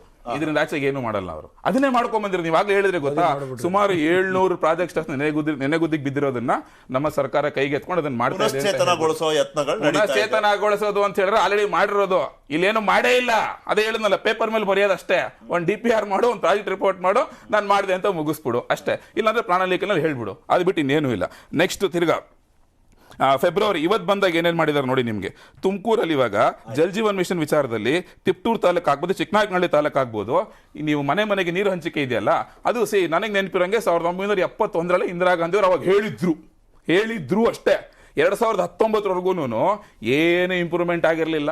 ಆ 2019ರಲ್ಲಿ ಯಾವುದಪ್ಪ ಇವ್ರ ಪೇಪರ್ ಮೇಲೆ ಚುಕ್ಕಿ ಇಟ್ಟಿದ್ದ ಪ್ರಾಜೆಕ್ಟೇ ಅದು. ತಿರ್ಗಾ ನಾವು ತಗೊಂಡಿದ್ದು ಎಲ್ಲಿ, ಇದೇ ಕೆಂಪುಕೋಟೆಯಲ್ಲಿ ಸ್ವತಂತ್ರ ದಿನಾಚರಣೆ ಭಾಷಣದ ದಿವಸ ಈ ವರ್ಷ ನೀರಿಗೆ ನಾವು ಬಹಳ ಪ್ರಾಮುಖ್ಯತೆ ಕೊಡಬೇಕು ಅಂತ ಹೇಳಿ 19ರಿಂದ 23 ಈ 4 ವರ್ಷಗಳಲ್ಲಿ ಇಡೀ ದೇಶದಾದ್ಯಂತ ಸುಮಾರು 11 ಕೋಟಿ ಮನೆಗಳಿಗೆ ನೀರು ಕೊಟ್ಟಿರೋದು. ಕರ್ನಾಟಕದಲ್ಲಿ 1 ಕೋಟಿಗಿಂತ ಜಾಸ್ತಿ. ನಾನು ಹೇಳ್ತೀನಲ್ಲ, ಇದು ನೀವು official government of India website ಅಲ್ಲೇ ಇರೋದು. ನಿಮ್ಗೆ ಅಷ್ಟು ಡೌಟ್ ಇದ್ರೆ ನಿಮ್ಮದೇ ಕಾರ್ಯಕರ್ತರುಗಳಿದ್ದಾರೆ ಗೊತ್ತಾ, ಕಾಂಗ್ರೆಸ್ JDS ಅವರು, ಅವ್ರ ಮನೆಗೂ ಹಾಕ್ಸ್ಕೊಂಡಿದ್ದಾರೆ. ಅವ್ರ ಕಾನ್ಸ್ಟಿಟ್ಯೂನ್ಸಿನಲ್ಲಿ ಹೋಗಿ ಅಲ್ಲಿ ನೋಡಿ, ನಿಮ್ ಕ್ಯಾಮರಾಮನ್ ಕಳಿಸಿ, ಇದೇ ತುಮಕೂರು ಡಿಸ್ಟ್ರಿಕ್ಟ್ ಹೋಗಿ, ಇದೇ ಕುಣಗಲ್ ತಾಲೂಕ್ ಹೋಗಿ, ಇದೇ ಚಿಕ್ಕನಾಯಕನಹಳ್ಳಿಗೆ ಹೋಗಿ, ನಿಮ್ಗೆಲ್ಲ ಕಾಣಿಸುತ್ತೆ. See, it is there in front of you. ಬಂದೆ ರಮೇಶ್ ಬಾಬು ಸರ್.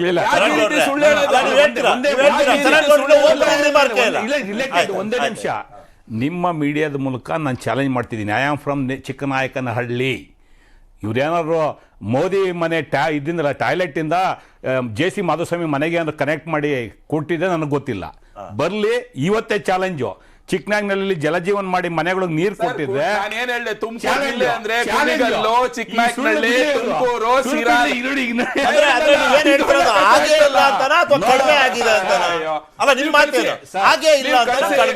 ಜಲಜೀವನ್ ಮೋಹನ್ ಒಂದ್ ನಿಮಿಷ ಕೇಳಿ. ಇಲ್ಲೇನ್ ಗೊತ್ತಾ, ಇಲ್ಲಿ 2 ವಿಷಯ ಬರುತ್ತೆ.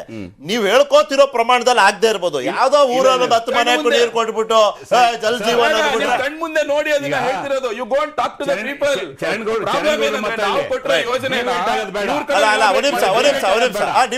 ಚರಣಗೌಡರು ಮಾತಾಡಲಿ, ನಾನ್ ಚಾಲೆಂಜ್ ಮಾಡ್ತೀನಿ. ಚಿಕ್ಕನಾಯಕನಹಳ್ಳಿ, ನಾನು ನೇಟಿವ್ ಆಫ್ ಚಿಕ್ಕನಾಯಕನಹಳ್ಳಿ. ಇವ್ರು ಹೇಳ್ತಾ ಇದಾರೆ ಜಲಜೀವನ್ ಮನೆಗೂ ನಲ್ಲಿ ಸಂಪರ್ಕ ನೀರು ಕೊಟ್ಬಿಟ್ಟಿದೀವಿ ಅಂತ ಹೇಳಿ. ನನಗೆ ಗೊತ್ತಿಲ್ಲ. ಮೋದಿ ಮನೆ ಟಾಯ್ಲೆಟ್ ಇಂದ ಏನಾದ್ರು ಮಾಧುಸ್ವಾಮಿ ಮನೆಗೆ ಏನಾದ್ರು ಕೊಟ್ಟಿರೋ ನನಗೆ ಗೊತ್ತಿಲ್ಲ. JC ಪುರಕ್ಕೆ ಒಂದು ಸ್ಕೀಮ್ ಮಾಡಿದ್ದಾರೆ, ಇನ್ನ ಇಂಪ್ಲಿಮೆಂಟ್ ಆಗಿಲ್ಲ. ಇವ್ರು ಬರ್ಲಿ, ಚಾಲೆಂಜು ಇವರೇನೋ ಚಿಕ್ಕನಹಳ್ಳಿ ತಾಲೂಕಲ್ಲಿ ಮನೆಗೆ ನೀರು ಕೊಟ್ಟಿದ್ರೆ ಕಾಂಗ್ರೆಸ್ ಪಾರ್ಟಿ ಪರವಾಗಿ ನಾನು I will put my support BJP.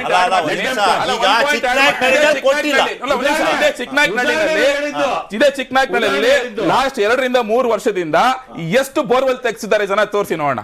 ಅಷ್ಟು ಡ್ರೈ ಲ್ಯಾಂಡ್ ಆಗಿತ್ತು, ಅಷ್ಟು ಕೆರೆಗಳನ್ನ ತುಂಬಿಸಿದ ಯಾರು ಅಂದ್ರೆ ಇದೇ ಮಾಧುಸ್ವಾಮಿ ಅವರು, ಇದೇ ನಮ್ಮ ಭಾರತೀಯ ಜನತಾ ಪಾರ್ಟಿ ಸರ್ಕಾರ ತುಂಬಿಸಿದ್ದು.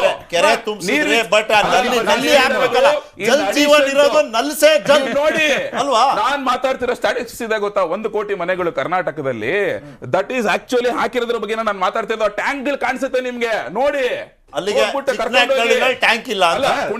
ಚಿಕ್ಕನಾಯ್ಕಳ್ಳಿ ಒಂದೇ ಅಲ್ಲ, ಕುಣಿಗಲ್ಲು, ಚಿಕ್ಕನಾಯ್ಕನಹಳ್ಳಿ, ಚರಣ್ ಗೌಡ್ರೆ ನೋಡಿ, ಇವತ್ತು ಮೋದಿ ಅವ್ರು ಮಾಡಿದ್ ನೋಡಿ ಚರಣ್ ಗೌಡ್ರೆ, ಸ್ವಲ್ಪ ಅನಾಲಿಟಿಕಲ್ ಆಗಿ ನೋಡಿ. ಅವ್ರು ಒಂದ್ ಕಡೆ ರಿಪೋರ್ಟ್ ಕಾರ್ಡ್ ಹಿಡಿತಾರೆ, ಇನ್ನೊಂದ್ ಕಡೆ ಹಿಂದಿನ ಸರ್ಕಾರದ ಒಂದು ವೇಳಾಪಟ್ಟಿ ಹಿಡಿತಾರೆ. ಅದ್ರಲ್ಲಿ ನೋಡಿ ತೋರಿಸ್ತಾರ ಅವರು, ನಾವ್ ಹಿಂಗ್ ಮಾಡಿದ್ವಿ, ನೀವು ಮಾಡ್ಲಿಲ್ಲ.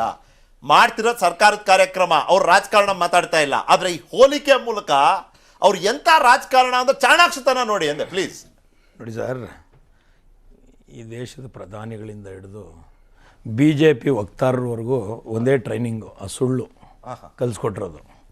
ಈ ದೇಶ ಈಗ ನಾನೊಂದು ಕಂಪ್ನಿ ಶುರು ಮಾಡ್ತೀನಿ, ಒಂದು 100 ಕೋಟಿ ಟರ್ನ್ ಓವರ್ ಮಾಡಿಬಿಟ್ಟು ನನ್ನ ಮಗನಿಗೆ ಕೊಡ್ತೀನಿ. ಅವನು 1000 ಕೋಟಿ ಮಾಡೋದು ದೊಡ್ಡ ವಿಷಯ ಅಲ್ಲ. ನಾನು 1 ರೂಪಾಯಿಂದ 100 ಕೋಟಿ ಮಾಡಿದ್ನಲ್ಲ, ಅದು ದೊಡ್ಡ, ಅದನ್ನು ನೆನಪಿಸ್ಬೇಕು ನಮ್ಮ ಅಪ್ಪ ಮಾಡಿದ್ದ ಅಂತ. ಇವ್ರಿಗೆ ಆ ಕರ್ಟಸಿ ಇಲ್ಲ. ಈ ದೇಶ, ನಾನು ನ್ಯೂಟ್ರಲ್ ಮಾತಾಡ್ತೀನಿ sir, let us not JDS Congress.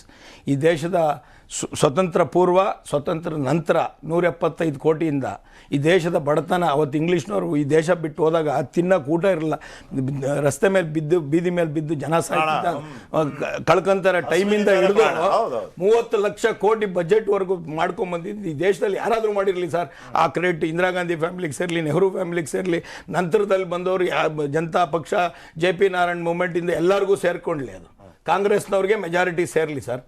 ಆ ಇತಿಹಾಸನ ನೀವು ಹೇಳಿ, ಆಮೇಲೆ ಮುಂದೆ ಹೇಳಿ ನೀವು ಏನೇನು ಮಾಡಿದ್ದೀರಾ ಅಂತ. ಮೋದಿ ಇಲ್ಲದೆ ಈ ದೇಶನೇ ಇಲ್ಲ ಅನ್ನೋ ಪರಿಸ್ಥಿತಿಗೆ ನೀವು ಮಾತಾಡೋದಾದರೆ, ನೀವು ಒಂದು ರೈಲ್ವೆ ಪ್ರಾಜೆಕ್ಟ್ ಓಪನ್ ಮಾಡಬೇಕಾದ್ರೆ ರೈಲ್ವೆ ಮಿನಿಸ್ಟರ್ ಯಾಕೆ ಬರೋದಿಲ್ಲ? ಒಂದು ಏರ್ಪೋರ್ಟ್ ಓಪನ್ ಮಾಡ್ಬೇಕಾದ್ರೆ ಏವಿಯೇಷನ್ ಮಿನಿಸ್ಟರ್ ಯಾಕೆ ಬರೋದಿಲ್ಲ? ಜನ ಸತ್ತು, ಇದು ಪ್ರವಾಹ ಜನ ಸತ್ತಾಗ ನೀವು ಬರದೇ ಇರೋರು ಎಲೆಕ್ಷನ್ ಹೆಸರಿನಲ್ಲಿ ನೀವು ನಾನು ಹಕ್ಕುಪತ್ರ ಕೊಡ್ಲಿಕ್ಕೆ ನಾನು ಬರ್ತೀನಿ 55 ಈ ಗಿನ್ನಿಸ್ ದಾಖಲೆ ಮಾಡ್ತಾ ಇದಾರಲ್ಲ, ಅದ್ರ ಏನು ರಾಜ್ಯ ಸರ್ಕಾರದ ಪ್ರೋಗ್ರಾಮ್ ಅಲ್ವಾ ಅದು? ಏನಕ್ಕೆ ಬಂದು ನೀವು ಅದನ್ನು ರಾಜ್ಯ ಸರ್ಕಾರದಲ್ಲಿ ಮುಖ್ಯಮಂತ್ರಿಗಳಿರಲ್ವಾ? ಕೊಡಿ, ಎಲೆಕ್ಷನ್ ಮೂಮೆಂಟಿಗೆ ಬರ್ತೀವಿ ಅಂತ ಓಪನ್ ಆಗಿ ಹೇಳಿ. ಇಲ್ಲಿ ಸ್ಟ್ರಾಟಜಿಕಲಿ ಅಂದ್ರೆ ಅಭಿವೃದ್ಧಿ ಅಲ್ಲ, ಚುನಾವಣೆ ನಾನು ಹೇಳೋದು ಏನು ಗೊತ್ತಾ ಸರ್, 4.25 ವರ್ಷ ನೀವು ಈ ಕರ್ನಾಟಕಕ್ಕೆ ಬರೋದಿಲ್ಲ ಸರ್. ಜನ ಸಾಯ್ಬೇಕಾದ್ರೆ ಬರಲ್ಲ, ಕೋವಿಡ್ ಅಲ್ಲಿ ಬರೋದಿಲ್ಲ, ಪ್ರವಾಹದಲ್ಲಿ ಬರೋದಿಲ್ಲ. ನಿಮ್ಮ ಉದ್ದೇಶ 3 ತಿಂಗಳಲ್ಲಿ ನೀವು ಬಂದ್ಬಿಟ್ಟು ಎಲ್ಲ ಅದೇನೋ ಬರ್ಕೊಂಬರ್ತಾರೆ ಇವರು, ಯಾವ್ದಕ್ಕೂ ಡಾಕ್ಯುಮೆಂಟ್ ತರೋದಿಲ್ಲ. ಈ ತರ ಎಲ್ಲೂ ಒಂದು ಡಾಕ್ಯುಮೆಂಟ್ ನೋಡಿ ಸರ್, ನಾನು ಮಾತಾಡಿಲ್ಲ. ಇವರು ಡಾಕ್ಯುಮೆಂಟ್ ತಗೊಂಡ್ಬಂದು ಡಾಕ್ಯುಮೆಂಟ್ ಕೊಡೋದಿಲ್ಲ ಸರ್. ಇವರು ಒಂದು ಪೆನ್ನಲ್ಲಿ ಬರ್ಕೊಂಬರ್ತಾರೆ, ಇಷ್ಟು ಸಾವಿರ ಕೋಟಿ 100 ಲಕ್ಷ ಕೋಟಿ ಸಾಲ ಮಾಡಿದ್ದೀನಿ ಅಂತ ಯಾವತ್ತಾದ್ರೂ ಇವರು ಟಿವಿ ಮುಂದೆ ಹೇಳ್ತಾರೆ ಸರ್? ಇವರು ಈ ದೇಶದ ಇತಿಹಾಸದಲ್ಲಿ ಮೋದಿ ಅವರು ಬಂದ ಮೇಲೆ ಅತಿ ಹೆಚ್ಚು ಸಾಲ ಮಾಡಿದೀವಿ, ಆ ಹೆಗ್ಗಳಿಕೆಯನ್ನು ನಮಗೆ ಸೇರ್ಬೇಕು ಅಂತ ಹೇಳ್ತಾರೆ ಇವರು. ಅವ್ರು ಹೇಳೋದಿಲ್ಲ. ಇದು ಎಲೆಕ್ಷನ್ ನಲ್ಲಿ ಟ್ರೈನ್ಡ್ ಒಂದು ಇಷ್ಟು ಈ ಪ್ರಾಜೆಕ್ಟ್ ಮಾಡಿದೀವಿ ಅಂತ. ಒಬ್ಬ ಕಾಮನ್ ಮ್ಯಾನ್ಗೆ ಏನು ಮಾಡಿದ್ದೀರಾ? ಎಂಪ್ಲಾಯ್ಮೆಂಟ್ ಬಗ್ಗೆ ಏನು ಮಾಡಿದ್ರಿ? ಯಾಕೆ ಎಂಪ್ಲಾಯ್ಮೆಂಟ್ ಬಗ್ಗೆ ನೀವು ಮಾತಾಡೋದಿಲ್ಲ? ಈ ದೇಶದ ಸಾಲದ ಬಗ್ಗೆ ಯಾಕೆ ನೀವು ಮಾತಾಡೋದಿಲ್ಲ? ಪ್ರತಿಯೊಂದು ಹೇಳಿದ್ರಲ್ಲ ಸರ್, ಚಿನ್ನ ಅಡ ಇಟ್ಟು ಸಾಲ ಸರ್. ನಾನೊಂದು ಕಂಪನಿ ಮಾಡಿದ್ದೀನಿ ಸರ್, 1 ರೂಪಾಯಿಂದ ನಮ್ಮ ಮನೆ ಚಿನ್ನ ಬಳೆ ಅಡ ಇಟ್ಟು ನನ್ನ ಕಂಪನಿ ಕಟ್ಟಿದ್ದು ಸರ್. ಅದಾದ್ಮೇಲೆ ನೀವು ಬಂದು ನಮ್ಮ ಮಗ MD ಕೂತ್ಕೊಂತಾನಲ್ಲ ಕೋಟ್ ಹಾಕೊಂಡು, ಅವನಿಗೆ ಅಡದ್ದು ಇದು ಕಷ್ಟ ಗೊತ್ತಿರಲ್ಲ ಸರ್. ಇವ್ರಿಗೆ ಅಡದ್ ಕಷ್ಟ ಗೊತ್ತಿರಲ್ಲ. ಇವ್ರು ಯಾಕಂದ್ರೆ ಕೋಟ್ ಹಾಕೊಂಬಂದು ಕೂತಿರೋ ರೆಡಿಮೇಡ್ ರೂಮಲ್ಲಿ ಕೂತಿರೋರಲ್ಲ ಸರ್, AC ರೂಮಲ್ಲಿ. ಹಾಗಾಗಿ ಹೆಂಗ್ ಕಂಪ್ನಿ ಸ್ಟಾರ್ಟ್ ಆಯ್ತು, ಹೆಂಗ್ ಬೆಳೀತು, ಯಾವ್ಯಾವ ವಾಸ್ತೆಗಳು ಮಾಡಿದ್ರು ಅಂತ. ಆಮೇಲೆ ಇವ್ರು ಹೇಳ್ತಾರಲ್ಲ, ಈ ದೇಶಕ್ಕೆ ಕಾಂಗ್ರೆಸ್ ಒಂದಷ್ಟು ಕಂಪನಿಗಳು ಕಟ್ಬಿಡ್ತು. ಕಾಂಗ್ರೆಸ್ ನಾವು ಸರ್ಕಾರ ಅಂದ್ರೆ ಏನು, ಬರೀ ಕಲ್ಯಾಣ ಯೋಜನೆಗಳನ್ನ ಕೊಡೋದು ಅಂತ. ಅವತ್ತಿಗೆ ಎಂಪ್ಲಾಯ್ಮೆಂಟ್ಗೆ ಯಾವ ಫಾರಿನರ್ ಬಂದು ಇನ್ವೆಸ್ಟ್ ಮಾಡ್ತಾರೆ ಇಲ್ಲ ಸರ್. ನಾನು ಹೇಳೋದೇನು ಗೊತ್ತಾ, HMD ಮುಚ್ತಾ ಇದೆ, ಕಾಂಗ್ರೆಸ್ ಗೌರ್ಮೆಂಟ್ ಅಲ್ಲಿ ಮುಚ್ತಾ ಇತ್ತು. ನೀವು ಟೆಕ್ನಾಲಜಿ ಚೇಂಜ್ ಮಾಡಿ HMD ಲಿದ್ದ 1000 ಜನಕ್ಕೆ 10,000 ಜನಕ್ಕೆ ಕೆಲಸ ಕೊಟ್ಟಿದ್ದೀವಿ. HMD is revived. ಈಗ HMD ಇಸ್ ವರ್ಕಿಂಗ್ ಫೈನ್ ಅಂತ ನೀವು ಹೇಳಲ್ಲ. ನಾವು ಬಂದ್ವಿ, ಕಾಂಗ್ರೆಸ್ನವ್ರು ಬಂದಾಗ ದಿವಾಳಿ ಆಗಿತ್ತು, ನಾವು ಮಾರ್ತಾ ಇದ್ದೀವಿ. What is it mean? Where is the administration? You cannot sell this country overnight sir. You cannot sell. Who is given a rights in the name of laws? You cannot sell this country. ಎಷ್ಟು ಜನ ಭವಿಷ್ಯ ಇದೆ sir ಇದರಲ್ಲಿ? ಯಾರು ಮಾತಾಡ್ಬೇಕಾದ್ರೆ ಅಲ್ಲ, ಈಗ company ಮುಳುಗೋದ್ರೂ ಭವಿಷ್ಯಕ್ಕೆ ತೊಂದ್ರೆ. ನಿಮ್ಮನ್ನೇನ್ ಕೂರಿಸಿರೋದು ಪಾರ್ಟಿ ವಿತ್ ಡಿಫರೆನ್ಸ್. ನೀವು ಹೊಸ ಟೆಕ್ನಾಲಜಿ ಅಡಾಪ್ಟ್ ಮಾಡಿ, ಹೊಸ HMT ಕಟ್ಟಿ, ನೀವು 10,000 ಜನ 1,00,000 ಜನಕ್ಕೆ ಕೆಲಸ ಕೊಡಿ. ನೀವೇ ಹೇಳ್ತಾನೆ ವರ್ಷಕ್ಕೆ 2 ಕೋಟಿ ಅಂತ. Revive that Navratna, revive that Miniratna ನೀವು ಮಾಡಿ ದೊಡ್ಡದಾಗಿ ಬೆಳೆಸಿ ಈ ದೇಶದ ಆಸ್ತಿಗಳನ್ನ. ಅದು ಬಿಟ್ಬಿಟ್ಟು ಲಾಸ್ ಇತ್ತು ನಾನು ಮಾರದೆ. ನಿಮ್ ಮಾರಕ್ಕೆ ಎಷ್ಟೊತ್ತು ಬೇಕಪ್ಪ? ನೀನು ಮಾರಕ್ಕೆ ಎಷ್ಟೊತ್ತು ಬೇಕು? ನಾನು ಮಾರದೆ. ಅಲ್ಲ, ಮಾರಾಟ ಮಾಡಕ್ ಸರ್ಕಾರ ಬೇಕಾಗಿಲ್ಲ. ಮಾರಾಟ ಮಾಡ್ಬೇಕಾದ್ರೆ ಇಟ್ ಈಸ್ ಜಸ್ಟ್ ಏನ್ ಸರ್, ಹರಾಜಲ್ಲಿ ಕೂಗೋದು. ಯಾರೋ ಅಂಬಾನಿನೋ ಅದಾನಿನೋ ತಗೊಂತಾರೆ. ಅದಕ್ಕೆ ಯಾವ್ದು ಬೇಕು ಸರ್? ನಾನ್ ಬಂದ ಮೇಲೆ I put my effort to revive this company. ಇನ್ನೊಂದಷ್ಟು ಜನಕ್ಕೆ ಕೆಲಸ ಕೊಡೋಣ ಅಂತ ಈ ದೇಶದ ಆರ್ಥಿಕತೆ ಅದ್ರೊಳಗಾಗ್ತದೆ ಅಂತ ಒಂದು ಟ್ರಯಲ್ ಟೆಸ್ಟೇ ಇಲ್ಲ. ನಾನು I want to sell sir. ಇದು ನೆಹರು ಅವರು ಮಾಡರ್ನ್ ಬ್ರೆಡ್ ಫ್ಯಾಕ್ಟ್ರಿ ಮಾಡಿದಾಗ ಕ್ವಶನ್ ಆಗ್ತಾರೆ ಲೋಹಿಯಾ ಅವರು, ಏನಕ್ಕಪ್ಪ ಬ್ರೆಡ್ ಕಂಪ್ನಿ ಬೇಕಾ ನಮ್ಮ ದೇಶಕ್ಕೆ ಅಂತ. ಆವಾಗ ನೆಹರು ಅವ್ರು ಹೇಳ್ತಾರೆ, ಸ್ವಾಮಿ ನಮ್ಮ ದೇಶದ ಜನ ಬ್ರೆಡ್ ಟೇಸ್ಟ್ ಕೂಡ ಮಾಡಿಲ್ಲ. ಅಂಡ್ ನಮ್ಮ ದೇಶದ ಜನಕ್ಕೆ ಆ ಟೇಸ್ಟ್ ಗೊತ್ತಾಗಬೇಕು ಅಂದರೆ ಅಟ್ಲೀಸ್ಟ್ ಕಾಯಿಲೆ ಬಂದಾಗ ಒಂದು ಹಾಸ್ಪಿಟ್ಲ್ಗೆ ನಾವು ಬ್ರೆಡ್ ಕೊಡೋಣ. Let them taste what is bread ಅಂತ. ದಟ್ ಈಸ್ ದ ರೀಸನ್ ಈ ಸ್ಟಾರ್ಟೆಡ್. ಅಲ್ಲಿ ಎಂಪ್ಲಾಯ್ಮೆಂಟ್ ಸಿಗುತ್ತೆ, ಈ ಜನಕ್ಕೆ ಊಟ ಸಿಗುತ್ತೆ ಅಂತ. ಅದು ಬಿಟ್ಬಿಟ್ಟು ಇವರು ಇವತ್ತೇನೋ ಒಂದು ಸುಮ್ಮನೆ ತಲೆ ಅಡ್ಡೆ ಅವ್ರು ಕಟ್ಟಿದ್ರು, ಅದಕ್ಕೆ ಬಣ್ಣ ಹೊಡೆಯಕ್ಕಾಗಿಲ್ಲ, ಇವರಿಂದ ಮಾರ್ತಾ ಇದ್ದಾರೆ. ಅವ್ರು ಕಟ್ಬಿಟ್ರು, ನಾವು ಮಾರ್ಬಿಟ್ವಿ. ಏನ್ ಗೊತ್ತಾ, ಈಗ ಪಾಯಿಂಟ್ ಬರೋದು ವೆರಿ ಕ್ವಿಕ್ಲಿ ಆಯ್ತು. ಒಂದು ಬ್ರೇಕ್ ಹೋಗ್ಬೇಕು. 30 ಸೆಕೆಂಡ್ಸ್ ನಾನು ಹೇಳೋದು ನೋಡಿ, JDS ಅವ್ರದ್ದು ಈ ಸೆಲೆಕ್ಟಿವ್ ಅಪ್ರೋಚ್, ಆಮೇಲೆ ಏನ್ ಹೇಳಿದ್ರು, ದೇಶ ಕಟ್ಟೋದು ಅಂತ ಬಂದಾಗ ₹1 ಒಂದು ಲೆವೆಲ್ ತಗೊಂಡೋದ್ವಲ್ಲ, ಅದನ್ನ ಮರಿಬಾರ್ದು ಅಂತ ಹೇಳಿದ್ರು. ಅದೇ ಅಂಬಾನಿ ಅದಾನಿ ಬಂದಾಗ ಅಂಬಾನಿನ 71ರಿಂದ 2014 ಮಧ್ಯೆ ₹1 1,00,000 ಕೋಟಿಗೆ ತಗೊಂಡೋದ್ರಲ್ಲ, ಅದನ್ನ ಮರ್ತ್ಬಿಟ್ರು.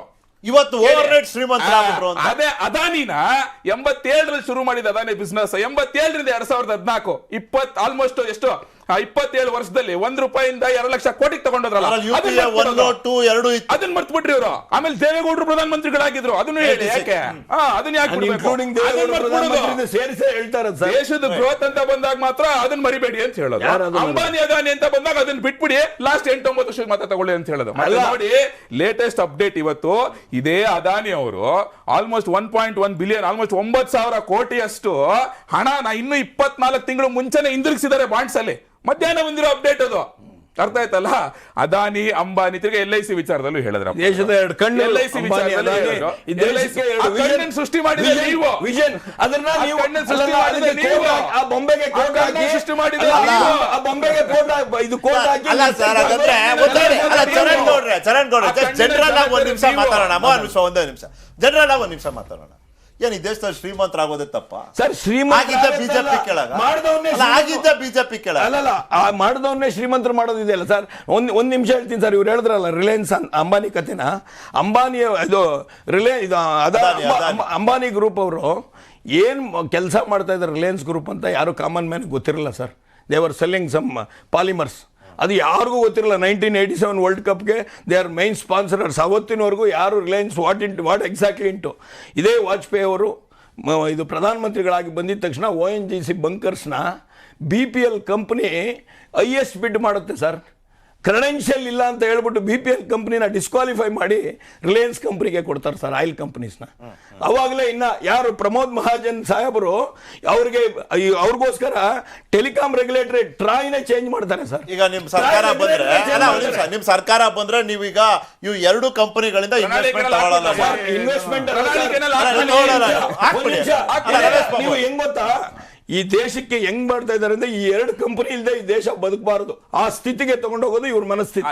ಮೊನಾಪೊಲಿ ಆಗ್ಬಾರ್ದು. ನಾನು ಸ್ಪರ್ಧೆ ಇರ್ಬೇಕು ಸಮಾಜದಲ್ಲಿ, ನಾನು ಒಪ್ತಿರೋದನ್ನ. ಆದ್ರೆ ಬರೀ ಕಳ್ಮಾರ್ಗದಲ್ಲೇ ಬೆಳಗೋದ್ರು ಅಂದ್ರೆ ಏನೋ ಇಂಡಸ್ಟ್ರಿಯಲ್ ಸೆಂಟಿಮೆಂಟ್ ಏನ್ ಮಾಡ್ತಾರೆ? ರಮೇಶ್ ಬಾಬು ಅವ್ರು 30 ಸೆಕೆಂಡ್. ರಮೇಶ್ ಬಾಬು ಅವ್ರು ಹೇಳ್ಬಿಡ್ಲಿ. ರಮೇಶ್ ಬಾಬು ಈಗ ನೀವು ಚರಣ್ ಗೌಡ್ರಿಗೆ ಒಂದು ಪ್ರಶ್ನೆ ಕೇಳಿದ್ರಿ, ಅವನ್ರೆ ಅಂಬಾನಿ ಆದವನವ್ರು ಮಾಡಬಾರ್ದ ಅಂತೇಳಿ. ನೋ, ಇಟ್ ಇಸ್ ನಾನು ಅವರು ಅಂತ ಹೇಳ್ತಾ ಇಲ್ಲ, ಯಾರೇ ಆಗಿರ್ಲಿ ಸರ್. ದೇಶದಲ್ಲಿ ಶ್ರೀಮಂತರಾಗೋ ತಪ್ಪ ಅಥವಾ ಇಲ್ಲ, ಪರ್ಟಿಕ್ಯುಲರ್ ಎರಡೇ ಇರೋಂಥದ್ದು. ಯಾಕೆ ಅಂದ್ರೆ they are having nexus with Modi and BJP government. ಈಗ ಅಲ್ಲ, UPA ಮೊನ್ನೆ ತಾನೇ ಅಶೋಕ್ ಗೆಹ್ಲೋಟ್ ಅವ್ರ ರಾಜ್ಯಕ್ಕೆ ಅದಾನಿ ಕರ್ಸಿ ಕೂರಿಸ್ಕೊಂಡ್ರು ಇನ್ವೆಸ್ಟ್ಮೆಂಟ್ ಮಾಡುವಂತ. ನೋಡಿ, ನಾನು ಮುಗಿಸಿಲ್ಲ ಪ್ಲೀಸ್.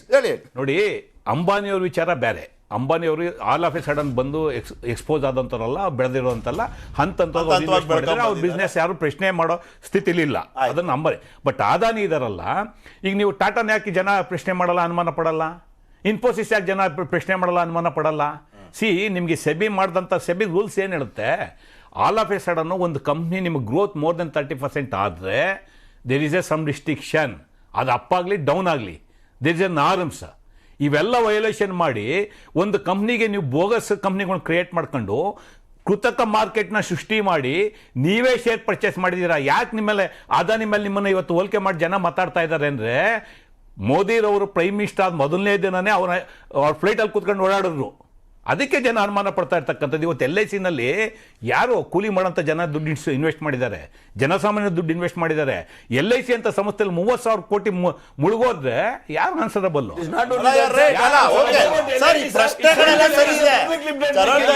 ಪ್ರಶ್ನೆ ಸರಿ ಇದೆ, ಬಟ್ ಪ್ರತಿಯೊಬ್ಬನು ಬೆಳೆದವನಿಂದ ಸಂಶಯ. ಅವಕಾಶವಾದ ನೋಡಿ, ಅದಾನಿ ಅದಾನಿ ಅಂತೀರಿ. ರಾಜಸ್ಥಾನದಲ್ಲಿ ಅಶೋಕ್ ಗೆಹ್ಲೋಟ್ ಯಾರು ಕೂತ್ಕೊಂಡ್ರು, ಹೂಡಿಕೆ ಕೊಟ್ಟಿಲ್ವಾ? ಅದು ಓಕೆನಾ? ಸಮಾಜದ ಬಗ್ಗೆ ಆ ಪದ್ಧತಿ ಇದ್ರೆ ಚರಣ್ ಗೌಡ್ರೆ, ರಮೇಶ್ ಬಾಬು ಸರ್, ತಗೊಳ್ಳಬಾರ್ದು ಇನ್ವೆಸ್ಟ್ಮೆಂಟ್. ಅದಾನಿ ಬೇಡ, ಔಟ್ ಆಫ್ ರಾಜಸ್ಥಾನ್. ನಿಮಗ್ ಬೇಕಾದಾಗ ಇನ್ವೆಸ್ಟ್ಮೆಂಟ್ ತಗೋತೀರಿ, ಬೇಕಾದಾಗ ದೂಷಣೆ. ರಾಂಗ್ ವೇನಲ್ಲಿ supporting to government agencies, supporting influencing to the RBI, influencing to the banking sector. ಇವರು ಬೆಳೆಸಿದ್ದು ಅದಾನಿನ. Sir, then why are you encouraging him in Rajasthan? ನಿಮ್ಮ ರಾಜ್ಯ ಇದೆ, ಅದು Congress rule. Don't take investment from him. ನಿಮ್ಗೆ ಶೇರ್ ಮಾರ್ಕೆಟ್ ಈ ತರದ ಕಂಪ್ನಿಗಳನ್ನ ಮಾನಿಟರ್ ಮಾಡೋದು ಸೆಂಟ್ರಲ್ ಗವರ್ಮೆಂಟ್, ಸ್ಟೇಟ್ ಗವರ್ಮೆಂಟ್ ಅಲ್ಲ. ಸರ್, ನೀವ್ ಹೇಳ್ತಿದ್ದೀರಲ್ವಾ, ನಿಮ್ ಪಕ್ಷ ಇವತ್ತು ಪಾರ್ಲಿಮೆಂಟ್ ಅಲ್ಲೂ ಇದೇ ರೀತಿ ಗಲಾಟೆ ಮಾಡಿದಿರಿ, ಅದಾನಿ ಅದಾನಿ ಅಂತ ಹೇಳ್ತಿದ್ದೀರಿ. ಮತ್ತೆ ನಿಮ್ಮ ಪಕ್ಷದ ಮುಖ್ಯಮಂತ್ರಿನ ಯಾಕೆ ಅವ್ರ ಜೊತೆ ವೇದಿಕೆ ಮೇಲೆ ಕೂತ್ಕೋತಾರೆ? ಯಾಕೆ ಅವ್ರ ಹತ್ರ ಹೂಡಿಕೆ ತಗೋತಾರೆ? ಕರ್ನಾಟಕದಲ್ಲೊಂದು, ರಾಜಸ್ಥಾನದಲ್ಲಿ ನಿಮಿಷ, ರಾಜಸ್ಥಾನ್ ಚೀಫ್ ಮಿನಿಸ್ಟರ್ ಅಥವಾ ರಾಜಸ್ಥಾನ್ ಗವರ್ಮೆಂಟ್ ಈ ಒಂದು it is Congress government involve ಆಗಿದೆ ಫಾರ್ ಆರ್ಗ್ಯುಮೆಂಟ್. ನೀವೇನು ಸೆಂಟ್ರಲ್ ಗವರ್ಮೆಂಟ್ ಏನ್ ಮಾಡ್ತಾ ಇದ್ದೀರಾ? ಕಂಡಕ್ಟ್ ಎನ್ಕ್ವೈರಿ, ನಿಮ್ದು ಕಂಪ್ನಿ ಅಫೇರ್ಸ್ ಯಾರ ಜೊತೆ ಇರೋದೇನು? ರಾಜಸ್ಥಾನ್ ಗವರ್ಮೆಂಟ್ ಅಲ್ಲಿ ಇದೆಯಾ? ಈಗ ಸಂಶಯದ ಬಲೆನಲ್ಲಿದೆ ಅದಾನಿ ಕಂಪನಿ. ಸಂಶಯದಲ್ಲ, ಆರೋಪದ ಇಷ್ಟೆಲ್ಲ ನೀವು ಡಿಕ್ಲೇರ್ ಮಾಡಿದ್ಮೇಲೆ ನೀವು ಅಶೋಕ್ ಗೆಹ್ಲೋಟಿಗೆ ಹೇಳ್ಬೇಕು, ಸರ್ ಯಾವುದೇ ಕಾರಣಕ್ಕೂ ಒಂದು ಬಿಡ್ಗಾಸ್ ತಗೋಬೇಡಿ ನೀವು ಅದಾನಿ ಹತ್ರ, ಬಿಡಬೇಡಿ ನೀವು ಅನ್ನೋ ಕಂಪನಿ. ರಾಜಸ್ಥಾನ ಕಾಲಿಡಬಾರ್ದು ಅದಾನಿ. ಅನಿಲ್ ಅಂಬಾನಿ ಕಂಪನಿ ಬೋಂಡಿ ಆಗಿರ್ತದೆ ಸರ್. 37,000 ಕೋಟಿ ರೂಪಾಯಿ ಏವಿಯೇಷನ್ ಆರ್ಡರ್ ಕೊಡ್ತಾರೆ ಬೋಂಡಿ ಕಂಪನಿಗೆ. Do you think you should not question this? Vijay ಮಲ್ಯಂಗ್ 1,500 ಕೋಟಿ ಸಾಲ ಕೊಟ್ಟಿಲ್ವಾ? ನೀರವ್ ಮೋದಿಗೆ ಫೋನ್ ಕಾಲ್ ಮಾಡ್ಬಿಟ್ಟು ಸಾಲ ಕೊಡಿ ಅಂತ ಚಿದಂಬರಂ 1,000 ಕೋಟಿ ಅಂತ ಕೊಟ್ಟಿಲ್ವಾ?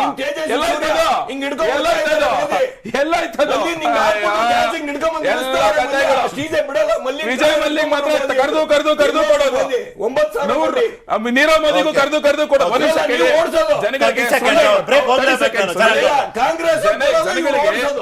ಜನಗಳಿಗೆ ಸುಳ್ಳು ಹೇಳಬಾರ್ದು. ರಮೇಶ್ ಬಾಬು ಅವರು ಅರ್ಥ ಮಾಡ್ಕೊಬೇಕು, ಸೆಬಿದ ಯಾವ್ದೋ ಪ್ರವಚನ 30% ಗ್ರೋತ್ ಆದ್ರೆ ಸೆಬಿಗೆ ಡೌಟ್ ಬರುತ್ತೆ. ಅದು ಶುದ್ಧ ನನಗೂ ಒಂದು ಕೆಲವು ಪ್ರಶ್ನೆಗಳಿತ್ತು. ನಾನೇ ಒಂದು ಕಾರ್ಯಕ್ರಮ ಮಾಡಿದೆ ಶನಿವಾರ. ನನಗೂ ಈ ಅದಾನಿ ಕೇಸ್ ಬಗ್ಗೆ ಬಹಳ ಪ್ರಶ್ನೆಗಳಿತ್ತು, ನಮ್ಮ ವೀಕ್ಷಕರಿಗೂ ಇರಬಹುದು ಅಂತ ಹೇಳಿ ನಾನೊಂದು ಚರ್ಚೆ ಮಾಡಿದೆ. ಆ ಚರ್ಚೆಗೆ ಅಂತ ಬೇಸಿಕ್ ರಿಸರ್ಚ್ ಮಾಡಿದಾಗ 2,000% ಗ್ರೋತ್ ಆಗ್ಬಿಟ್ಟಿದೆ ಅನ್ನೋದು ವರದಿಗಳು ಅಧಿಕೃತವಾಗಿತ್ತು. See, this is not normal, right? 100 ರೂಪಾಯಿ ಹಾಕಿದ್ರೆ 2,000 ರೂಪಾಯಿ ದುಡ್ದೆ ಅಂತ ಹೇಳೋರು ಈ ದೇಶದಲ್ಲಿ ಎಷ್ಟು ಜನ ಸಿಗ್ತಾರೆ? ಕೇಳಿ. C, it's not an actual growth. ಇವಾಗ 8 ಲಕ್ಷ ಕೋಟಿ ಜಾಸ್ತಿ ಆಯ್ತು ಅದಾನಿದ 11 ತಿಂಗಳು. 8 ಲಕ್ಷ ಕೋಟಿ ಬ್ಯಾಂಕ್ ಅಕೌಂಟ್ ಅಲ್ಲಿ ಇರೋದಲ್ಲ ಅದು. 8 ಲಕ್ಷ ಕೋಟಿ ಸ್ಟಾಕ್ ಮಾರ್ಕೆಟ್ ವ್ಯಾಲ್ಯೂ ಹೋಗಿರೋದು. ಭಾರತದ ಮೇಲೆ, ಅದಾನಿ ಕಂಪನಿ ಮೇಲೆ foreign investors, retail investors confidence ಇದೆ, ದುಡ್ಡು ಹಾಕಿದ್ದಾರೆ.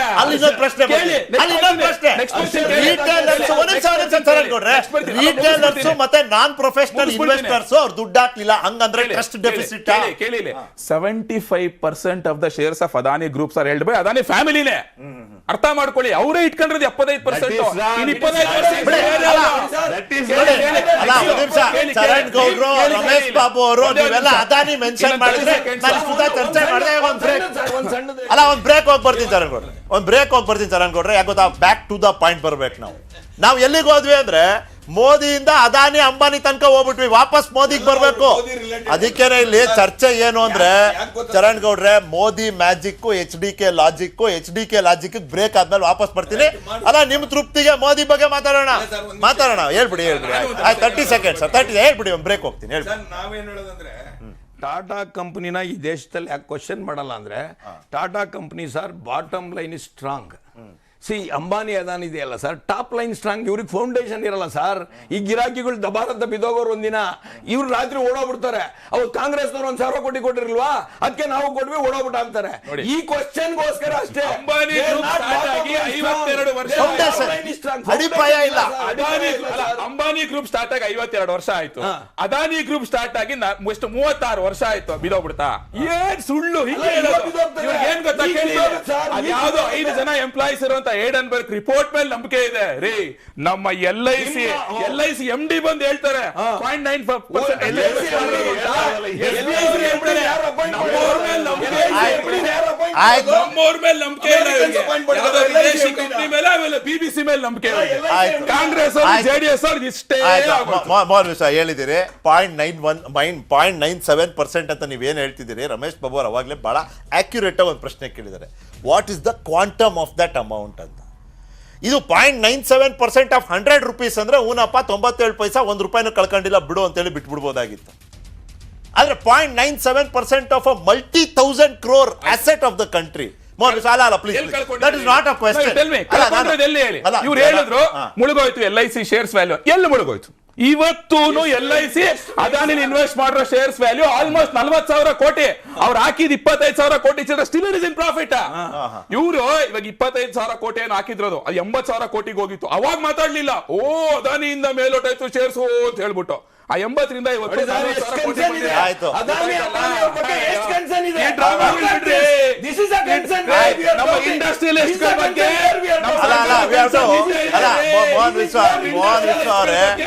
ತರಂಗೌಡ್ರೆ ವಾಪಸ್ ಪಾಯಿಂಟ್ ಬರೋದಕ್ಕೆ ಬಿಡಿ.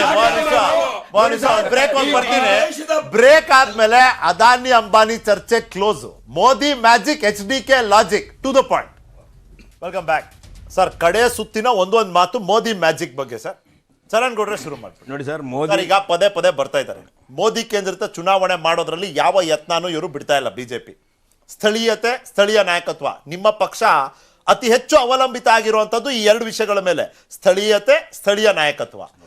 ಆ ಒಂದು ಪ್ರಯೋಗಕ್ಕೆ ಬಿಜೆಪಿ ಮುಂದಾಗ್ತಿದೆ. ಮೋದಿ ಮ್ಯಾಜಿಕ್ ವರ್ಕ್ ಆಗುತ್ತಾ ಅನ್ನೋ ಪ್ರಶ್ನೆ ಇದೆ ಸರ್. ಪ್ರಯೋಗ ನೋಡಿ ಸರ್, ಮೋದಿಯವರ ಭಾಷಣ ನಮ್ಮ ರಾಜ್ಯದಲ್ಲಿ ಒಂದು 10% ಜನಕ್ಕೆ ಅರ್ಥ ಆಗ್ತದೆ. 10% ಸರ್. ಅದೇನಾದರೂ UPನಲ್ಲಾಗಿದ್ದರೆ ಒಂದು 90% ಜನಕ್ಕೆ ಅರ್ಥ ಆಗ್ಬಿಡೋದು. ಫಸ್ಟ್ ಆಫ್ ಆಲ್ 10% ಜನಕ್ಕೆ ಅರ್ಥ ಆಗ್ತದೆ ಯೂತ್ ಕ್ರೌಡ್ಗೆ. ಈ might pull that youth crowd ಒಂದು 7-8% ಏನೋ ಮಾಡ್ಬೋದು. ಒರಿಜಿನಲಿ ನೋಡಿ ಸರ್, ಬೆಲೆ ಗಗನಕ್ಕೇರಿದೆ. Is not addressing. ಈ ಪೆಟ್ರೋಲು ಡೀಸಲ್ಲು ಯಾವತ್ತೂ ಮಾತಾಡೋದೇ ಇಲ್ಲ ಮೋದಿಯವರು. ಉದ್ಯೋಗ ಮಾತಾಡೋದೇ ಇಲ್ಲ. ಈ ರಾಜ್ಯಕ್ಕೆ 14,000 ಕೋಟಿ GST ಇದೆ, ಹಿಡ್ಕೊಂಬಂದಿದ್ದೀನಿ ಬ್ಯಾಗಲ್ಲಿ ತೊಗೊಂಬಿಡಿ ಅಂತ ಹೇಳೇ ಇಲ್ಲ. ಹಾಗಾಗಿ ನಮ್ಮ ರಾಜ್ಯದ ಜನ ಭಾರಿ ಹುಷಾರಾಗಿದ್ದಾರೆ. ಮೋದಿಯವರು ಮಂದಿರದೇ ಮ್ಯಾಜಿಕ್ ಮಾಡಕ್ ಮಗ ಅಂತಾರೆ ಈಗ. ನೋ ಮ್ಯಾಜಿಕ್, ಬರೀ ಮ್ಯಾಜಿಕ್. ಎಲೆಕ್ಷನ್ ಗೆಲೆಕ್ ಮಾತ್ರ ಬಂದವ್ರು ಮೋದಿಯವರು ಅಂತ ಜನರಲ್ ಟಾಪಿಕ್ ಇಟ್ ಇಸ್. ಹಂಗಾಗಿ ಈ ಕರ್ನಾಟಕದಲ್ಲಿ ಆ 2014 ಮ್ಯಾಜಿಕ್ ನಡೀತದೆ ಅಂತ ಗೊತ್ತಿಲ್ಲ. But I am not quoting for Lok Sabha, particular to Vidhana Sabha election ಅಲ್ಲಿ ಆ ಮ್ಯಾಜಿಕ್ ನಡೆಯಲ್ಲ. ಏನಾದರೂ ಯಡಿಯೂರಪ್ಪನವ್ರು ಎಫರ್ಟ್ ಹಾಕಿದ್ರೆ ಅವ್ರಿಗಿನ್ನ ಒಂದು ಸ್ಟೆಪ್ ಜಾಸ್ತಿ ನಡಿಬೋದು ಯಡಿಯೂರಪ್ಪನವ್ರದ್ದು. I am not denying Yediyurappa's magic, but 100% Modi magic ಕರ್ನಾಟಕದಲ್ಲಿ. ಆಯ್ತು ರಮೇಶ್ ಬಾಬು ಸರ್, ಮೋದಿ ಮ್ಯಾಜಿಕ್ ಪ್ರಯೋಗ ಇರೋದು ಮೋದಿ ಕೇಂದ್ರಿತ ಚುನಾವಣೆ. 100ಕ್ಕೆ 100 ತಪ್ಪು. ಅಸೆಂಬ್ಲಿ ಚುನಾವಣೆ ಮೋದಿ ಕೇಂದ್ರಿತ ಚುನಾವಣೆ ಅಲ್ಲ. ಕರ್ನಾಟಕದ ಸೋಷಿಯಲ್ ಎಂಜಿನಿಯರಿಂಗು, ಕರ್ನಾಟಕದ ವಿಧಾನಸಭಾ ಚುನಾವಣೆಯ ವಿಷನ್ಗಳೇ ಬೇರೆ ಇರ್ತವೆ. ಇಲ್ಲಿ ಯಾವತ್ತೂ ಸಹ ಅಲ್ಲೇ ಒಂದೇ ಒಂದು ನಿಮಿಷ ಸರ್, ರೀಜನಲ್ ಇಂಜಿನಿಯರಿಂಗ್ ಅಂತ ಹೊಸ ಪದ ಬರ್ಬೋದಾ? ನೋಡಿ, ನಾವು ಅವಾಗಲೇ ತೋರಿಸಿದ್ವಿ, ಮತವನ್ನ ಭದ್ರ ಮಾಡ್ಕೋತಿದ್ದಾರೆ ಅಂತ. Bhadra is a word in quotes. ಮಧ್ಯ ಕರ್ನಾಟಕಕ್ಕೆ ನೀರು ತಲುಪಿಸ್ತೀವಿ. ನೀವು ಯಾವ ಜಲ್ ಜೀವನ್ ಮಿಷನ್ ವರ್ಕ್ ಆಗಿಲ್ಲ ಅಂತ ಹೇಳ್ತಿದ್ದೀರಾ, ಅದಕ್ಕೆ ಒತ್ತು ಕೊಡ್ತಿದ್ದಾರೆ. ಜನರ ಬಳಿ ಹೋಗ್ತಿದ್ದಾರೆ. ಮಧ್ಯ ಕರ್ನಾಟಕ ಫೋಕಸ್, ಹಳೆ ಮೈಸೂರು ಭಾಗ ಬಂದೆ ಪ್ಲೀಸ್ ಸರ್. ಈಗ ನೀವು ವಿಷಯ ಚರ್ಚೆ ಬೇರೆ ಹಂತಕ್ಕೆ ಬಂದಿದ್ದರಿಂದ ನಾನು ಆಗಲೇ ಕೈ ಬಿಟ್ಟೆ. ನೀವೇ ಜಲ್ ಜೀವನ್ ಮಿಷನ್ ತಗೊಂಡ್ರಿ. ನೋಡಿ, ಇವತ್ತು ಬಂದ್ಬಿಡ್ತೀನಿ, 1 ನಿಮಿಷದಲ್ಲಿ ಬಂದ್ಬಿಡ್ತೀನಿ. ನನಗೆ ಗೊತ್ತು, ನಾನು ಟೈಮ್ ವೇಸ್ಟ್ ಮಾಡಲ್ಲ. ಭಾರತೀಯ ಜನತಾ ಪಕ್ಷದ ಮಿತ್ರರು ಕಿವಿಗೆ ಹೂವು ಇಡೋದನ್ನ ಪ್ರೊಫೆಷನಲ್ ಕಲ್ತ್ಕೊಂಡ್ಬಿಟ್ಟಿದ್ದಾರೆ. ಇವತ್ತು ಆಗಲೇ ನನ್ನ ಸ್ನೇಹಿತರು ಹೇಳ್ತಾ ಇದ್ರು, ತುರುವೇಕೆರೆ ಹೆಸರು ಹೇಳೋರು, ಚಿಕ್ಕನಹಳ್ಳಿ ಹೆಸರು ಹೇಳೋರು, ತಿಪ್ಟೂರು ಹೆಸರು ಹೇಳೋರು, ಕುಣಗಲ್ ಹೆಸರು ಹೇಳೋರು. ಇವತ್ತಿನ ಮೋದಿ ಕಾರ್ಯಕ್ರಮದಲ್ಲಿ ತುಮಕೂರು ಜಿಲ್ಲೆಯಲ್ಲಿ ಹೇಳಿರ್ತಕ್ಕಂಥದ್ದು ಎರಡೇ ಕ್ಷೇತ್ರ, ಒಂದು ತಿಪಟೂರು, ಇನ್ನೊಂದು ಚಿಕ್ಕನಹಳ್ಳಿ. 2 ಕಡೆ ಕ್ಯಾಬಿನೆಟ್ ಮಿನಿಸ್ಟರ್ ಇದ್ದಾರೆ BJP. ಸೊ ಚುನಾವಣೆ ಅವ್ರು ಕೊಟ್ಟಿರ್ತಕ್ಕಂಥ ಜಾಹೀರಾತಲ್ಲೇ ಇಂಪ್ಲಿಮೆಂಟ್ ಮಾಡಿಬಿಟ್ಟಿದ್ದೀವಿ ಅಂತೆಲ್ಲ ಹೇಳಿರೋದು ಅವರು. ಅಲ್ಲ, ಇವ್ರು ಇಂಪ್ಲಿಮೆಂಟ್ ಮಾಡಿದ್ದೀವಿ ಅಂತ ಅವ್ರು ಹೇಳಿದ್ದು. ಅವ್ರು ಕೊಟ್ಟಿರ್ತಕ್ಕಂಥ ಜಾಹೀರಾತಲ್ಲೇ ಇಂಪ್ಲಿಮೆಂಟ್ ಮಾಡ್ತಾ ಇದೀವಿ ಅಂತ. ಅದಕ್ಕೆ ನಾನು ಹೇಳಿದ್ದು, ಅದೇ ಮೋದಿ ಮನೆ ಟಾಯ್ಲೆಟ್ ಇಂದ ಏನೋ ನೀರು ಬಂದಿದ್ಯಾ ತಿಪ್ಟೂರು, ತುರುವೇಕೆರೆ, ಚಿಕ್ಕನಹಳ್ಳಿಗೆ ಹೇಳಿ ಅಂತ ಅಂದ್ಬಿಟ್ಟು ಅದಕ್ಕೆ ಹೇಳಿದ್ದು. ಅದಿರ್ಲಿ, ಜನ ಬುದ್ಧಿವಂತಿದ್ದಾರೆ, ಇವ್ರು ಹೇಳಂತ ಜನ ನೋಡ್ತಾ ಇದ್ದಾರೆ. So they will take the decision. But ನೀವು ಅದನ್ನೇ ಹಿಡ್ಕೊಂಡೆ ಕೇಳ್ತೀನಿ ತೋಳಿ. ಆಯ್ತು, ಟಿಪ್ಟೂರು, ಚಿಕ್ಕನಾಯಕನಹಳ್ಳಿ, Yes. ಮತ್ತೆ ಮಧ್ಯ ಕರ್ನಾಟಕ. ಎಸ್, ಇಲ್ಲಿ ಪ್ರಶ್ನೆ ಇರ್ತಕ್ಕಂಥದ್ದು, ನೀವೇನೀಗ ಮಧ್ಯ ಕರ್ನಾಟಕ ರೀಜನಲ್ ಇಶ್ಯೂ ಅಂತ ಹೇಳ್ತಾ ಇದ್ದೀರಾ, ಇವೆಲ್ಲ ಅವರ ಬತ್ತಳಿಕೆನಲ್ಲಿ ವಿಷಯ ಇಲ್ಲದರಿಂದ ಕರ್ನಾಟಕದ BJP ಟೋಟಲಿ ಫೇಲ್ ಆಗಿರೋದ್ರಿಂದ ಅನಿವಾರ್ಯವಾಗಿ ಅವರು ಮೋದಿರವರಿಗೆ ಶರಣಾಗಿದ್ದಾರೆ. ಮೋದಿರವ್ರನ್ನ, ಅಮಿತ್ ಶಾ ಅವ್ರನ್ನ ಕರ್ಕೊಂಬಂದು ಏನಾದ್ರು ಮಾಡ್ಬೋದು ಅನ್ನೋ ಪ್ರಯತ್ನದಲ್ಲಿ BJP ಇದ್ದಾರೆ. ಆದರೆ ನಿಮ್ಗೆ ಅದನ್ನೇ ಭಾಳ ಸ್ಪಷ್ಟವಾಗಿ ಹೇಳ್ತಾ ಇರೋದು. ಮತ್ತು ಸನ್ಮಾನ್ಯ ಯಡಿಯೂರಪ್ಪನವರು ಸಹ ದಾವಣಗೆರೆಯ BJP ಸ್ಟೇಟ್ ಎಕ್ಸಿಕ್ಯೂಟಿವ್ನಲ್ಲಿ ಭಾಳ 6 ತಿಂಗಳ ಮುಂಚೆಲೇ ಭಾಳ ಸ್ಪಷ್ಟವಾಗಿ ಹೇಳಿದ್ರು, ಕರ್ನಾಟಕದ ವಿಧಾನಸಭಾ ಚುನಾವಣೆಗೆ ಮೋದಿ ಅವರ ಹೆಸರು ನಡೆಯೋದಿಲ್ಲ. ಪಾರ್ಲಿಮೆಂಟ್ ಚುನಾವಣೆ ಬೇರೆ, ವಿಧಾನಸಭಾ ಚುನಾವಣೆ ಬೇರೆ. ನಿನ್ನೆನೂ ಸಹ 2 ದಿನಗಳ ಹಿಂದೆ ಮಾಧ್ಯಮದಲ್ಲಿ ಬಂದಂಥದ್ದು, ಒಂದೇ ವೇದಿಕೆಯಲ್ಲಿ ಇದ್ರೂ ಸಹ ಮುಖ್ಯಮಂತ್ರಿಗಳು ಯಡಿಯೂರಪ್ಪನವರು ಒಬ್ರಿಗೊಬ್ಬರು ಮಾತಾಡಲಿಲ್ಲ. ಇದು ಇವತ್ತಿನ ಕರ್ನಾಟಕದ ಪರಿಸ್ಥಿತಿ. ಒಂದು, ಉದ್ಯೋಗದ ಸಮಸ್ಯೆ; 2ನೇದು ಬೆಲೆ ಏರಿಕೆ; 3ನೇದು ಕೇಂದ್ರ ಸರ್ಕಾರ ಯಾವುದೇ ರಾಜ್ಯಕ್ಕೆ ಉಪಯೋಗ ಅಂತ ಯೋಜನೆಗಳನ್ನ ಕೊಡ್ತಾ ಇಲ್ಲ, ಜನರನ್ನು ಹಾದಿ ತಪ್ಪಿಸ್ತಾ ಇದ್ದಾರೆ. ನಿಮಗೆ ಒಂದು ಸಣ್ಣ ಉದಾಹರಣೆ ಕೊಡ್ತೀನಿ. ಫಸಲ್ ಬಿಮಾ ಯೋಜನೆಯಲ್ಲಿ ಕೇಂದ್ರ CGA ಆಡಿಟ್ ರಿಪೋರ್ಟ್, ಅದು 90 ಲಕ್ಷ ಕರ್ನಾಟಕದ ರೈತರಿಗೆ ಇನ್ನೂ ಹಣ ಪಾವತಿ ಆಗಿಲ್ಲ. ಡೈರೆಕ್ಟ್ ಬೆನಿಫಿಟ್ DBT ಸ್ಕೀಮಲ್ಲಿ ಈ ಥರದ ಸ್ಕೀಮ್ಗಳು ಎಲ್ಲ ಅಂಕಿಅಂಶಗಳು ನೋಡೋದಕ್ಕೆ ಕೇಳೋದಕ್ಕೆ ಭಾಳ ಚೆನ್ನಾಗಿ ಕೊಡ್ತಾರೆ. ಪ್ರಶ್ನೆ ಇರೋಂಥದ್ದು, ರೈತರಿಗೆ ಅಥವಾ ಕರ್ನಾಟಕದ ಜನಕ್ಕೆ ಉಪಯೋಗ ಆಗೋಂಥದ್ದು, ಅವರ ಬದುಕಿಗೆ ಪೂರಕವಾಗಂತ ಯಾವುದೇ ಕಾರ್ಯಕ್ರಮ ಕೊಡ್ತಾ ಇಲ್ಲ. ಪಾರ್ಲಿಮೆಂಟ್ ಚುನಾವಣೆಗೆ ಅಫ್ಕೋರ್ಸ್ ಬೇರೆ, ನಾನು ಅದನ್ನು ಮೋದಿಯವರ ಅವ್ರ ಇನ್ಫ್ಲೂಯೆನ್ಸ್ ಇರೋದಿಲ್ಲ ಅಂತ ಹೇಳೋದಿಲ್ಲ. ಆದರೆ ಅಸೆಂಬ್ಲಿ ಚುನಾವಣೆ ಬಂದಂಥ ಸಂದರ್ಭದಲ್ಲಿ ಸ್ಥಳೀಯವಾಗಿ ಏನಾಗುತ್ತೆ, ಅಸೆಂಬ್ಲಿ ಸೆಕ್ಟರಲ್ಲಿ ಕ್ಯಾಂಡಿಡೇಟ್ ಯಾರಿರ್ತಾರೆ, ಅವರ ಕಮ್ಯುನಿಟಿ ಅಥವಾ ಕ್ಯಾಸ್ಟ್ ಯಾವುದಿರುತ್ತೆ, ಇವೆಲ್ಲ ಅಂಶ ಆಗ್ತವೆ. ಬಿಟ್ಟರೆ ಕರ್ನಾಟಕ ರಾಜ್ಯ ಸರ್ಕಾರದ BJP ಸರ್ಕಾರದ ಒಟ್ಟಾರೆ ವೈಫಲ್ಯಗಳು ಈ ಚುನಾವಣೆಯಲ್ಲಿ ಪ್ರಮುಖ ವಿಷಯಗಳಾಗುತ್ತೆ. ಜಾತಿ ಸಮೀಕರಣ ಮೀರಿ ಸ್ಥಳೀಯ ನಾಯಕತ್ವವನ್ನ ಲೆಕ್ಕಿಸದೆ ಮೋದಿ ಕೇಂದ್ರಿತ ಚುನಾವಣೆಯ ಈ ಪ್ರಯೋಗಕ್ಕೆ BJP ಮುಂದಾಗ್ತಿದ್ಯಾ? Are you depending on Modi magic? ನಾನು ರಮೇಶ್ ಬಾಬು ಅವ್ರ ಬಾಯಲ್ಲಿ ಅವ್ರ ಪಕ್ಷದಲ್ಲಿರುವಂಥ ಕೆಲವೊಂದು ಅಂಶಗಳು ಎಷ್ಟು ಚೆನ್ನಾಗಿ ಆಚೆ ಬಂತು. So I am very much thanksful to him. ಅವ್ರೇನು ಹೇಳಿದ್ರು, ಅಭಿವೃದ್ಧಿ ಬದಲು ಜಾತಿ ಆಧಾರದ ಮೇಲೆ ಸ್ಥಳೀಯ ಮಟ್ಟದಲ್ಲಿ ನಡೆಯುತ್ತೆ. ಜಾತಿ ಅಭಿವೃದ್ಧಿ ಎರಡೂ ಹೋಗ್ಬೇಕು. ಬಟ್ ಕಾಂಗ್ರೆಸ್ ಮಾಡ್ತಾ ಇರೋದೇನು ಬರೀ ಜಾತಿ, ಅದರಿಂದ ಆಚೆ ಏನು ಮಾಡ್ತಾನೆ ಇಲ್ಲ ಅವರು. ಆಯ್ತಾ, ಅವ್ರಿಗೆ ಅಭಿವೃದ್ಧಿ ಅಂತ ಹೇಳ್ಕೊಳ್ಳೋದಕ್ಕೆ ಏನೂ ಇಲ್ವೇ ಇಲ್ಲ. ಆಯ್ತಾ, ಆಸ್ ಸಿಂಪಲ್ ಆಸ್ ದಟ್. ಮತ್ತೆ ಅವ್ರು ಹೇಳಿದ್ರು ಮೋದಿ ಟಾಯ್ಲೆಟಿಂದ ನೀರು ಬಂದಿದ್ದೇನೋ ಅಂತ ಗೊತ್ತಿಲ್ಲ. ಕಾಂಗ್ರೆಸ್ ಪಕ್ಷ ಅಧಿಕಾರದಲ್ಲಿದ್ದರೆ ಖಂಡಿತವಾಗ್ಲೂ ಬಹುಶಃ ಸೋನಿಯಾ ಗಾಂಧಿ ಅವ್ರ ಮನೆ ಟಾಯ್ಲೆಟಿಂದನೇ ನೀರು ಕೊಡ್ತಾ ಇದ್ದೀವಿ ಜನಕ್ಕೆ. ನಾವು ಆ ಥರ ನೀರು ಕೊಡ್ತಾ ಇಲ್ಲ, ನಾವು ಒಳ್ಳೆ ನೀರೇನೇ ಕೊಡ್ತಾ ಇರೋದು, ಸಂಸ್ಕರಿಸಿದ ನೀರೇ ಕೊಡ್ತಾ ಇರೋದು ಇವತ್ತೂ ಅಷ್ಟೇ. ಆಯ್ತಾ, ಅದು ಯೋಜನೆನ ಅನುಷ್ಠಾನ ಮಾಡೋದಕ್ಕೆ ನೋಡಿ, ಡಬಲ್ ಎಂಜಿನ್ ಸರ್ಕಾರ ಅಂತಂದ್ರೆ Modi plus BSY, Modi plus Basavaraj Bommai. So ಎರಡೂ ಕೇಂದ್ರಿತ ಚುನಾವಣೆ. ಯಾಕೆ? ಕೇಂದ್ರ ಸರ್ಕಾರದ ಯೋಜನೆಗಳು ಇದ್ದಾವೆ ರಾಜ್ಯದಲ್ಲಿ ಇಂಪ್ಲಿಮೆಂಟ್ ಆಗಿರೋದು, ರಾಜ್ಯ ಸರ್ಕಾರದ ಯೋಜನೆಗಳು ಇದ್ದಾವೆ ಇಂಪ್ಲಿಮೆಂಟ್ ಆಗಿರೋದು. ಈಗ ಆಯ್ತು, ರಾಜ್ಯ ಸರ್ಕಾರದ ಯೋಜನೆ ಇದೆಯಲ್ಲಪ್ಪ, ಈಗ ನಮ್ಮ ಲಂಬಾಣಿ ತಾಂಡ್ಯದವ್ರಿಗೆಲ್ಲ ಹಕ್ಕುಪತ್ರ ಕೊಟ್ಟಿದ್ದು ಅದು ರಾಜ್ಯ ಸರ್ಕಾರದ ತಾನೆ. ಪ್ರಧಾನಮಂತ್ರಿಗಳನ್ನ ಕರೆಸಿದ್ವಿ ನಾವು. ಮೋದಿ ಅವ್ರ ಪ್ರಧಾನಮಂತ್ರಿಗಳು ಏನ್ ಕರ್ಸ್ಬಾರ್ದ? ಒಳ್ಳೆ ಕಥೆ ಆಯ್ತಲ್ಲ. ಪ್ರವಾಹ ಬಂದಾಗ ಯಾಕೆ ಸ್ವಾಮಿ ಕರ್ಸಿಲ್ಲ? ಆಯ್ತಲ್ಲ. ಇದು ಅಭಿವೃದ್ಧಿ plus social engineering plus double engine, ಇದಿಷ್ಟು ಸೇರಿರುವಂತ ಚುನಾವಣೆ. ಸರ್, ನಾವು ಹೋಗ್ತಿರೋ ಫೋರ್ಸ್ಗೆ ಕಾಂಗ್ರೆಸ್ನವ್ರಿಗೆ ಆಗ್ತಾ ಇಲ್ಲ. ಅವರಲ್ಲಿ ಒಳ ಜಗಳಗಳು ನೋಡಿ. ಫಸ್ಟ್ ಪರಮೇಶ್ವರ್ ಬಗ್ಗೆ ಮಾತಾಡಕ್ಕೆ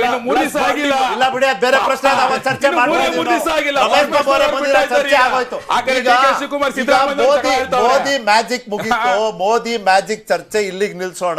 HDK ಲಾಜಿಕ್ ಚರ್ಚೆ ಇಲ್ಲಿಂದ ಶುರು.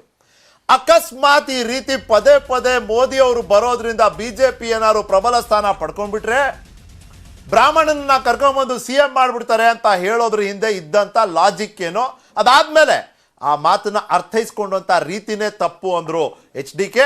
ಇದಕ್ಕೆ BJP ಅವರು ಅವಕಾಶವನ್ನ ಬಿಡದೇನೆ ಪ್ರತಿಕ್ರಿಯಿಸಿದ್ದಾರೆ. ಬಹಳ ಕ್ವಿಕ್ ಆಗಿ ಏನೇನು ಹೇಳಿದ್ರು ಕೇಳ್ಬಿಡೋಣ.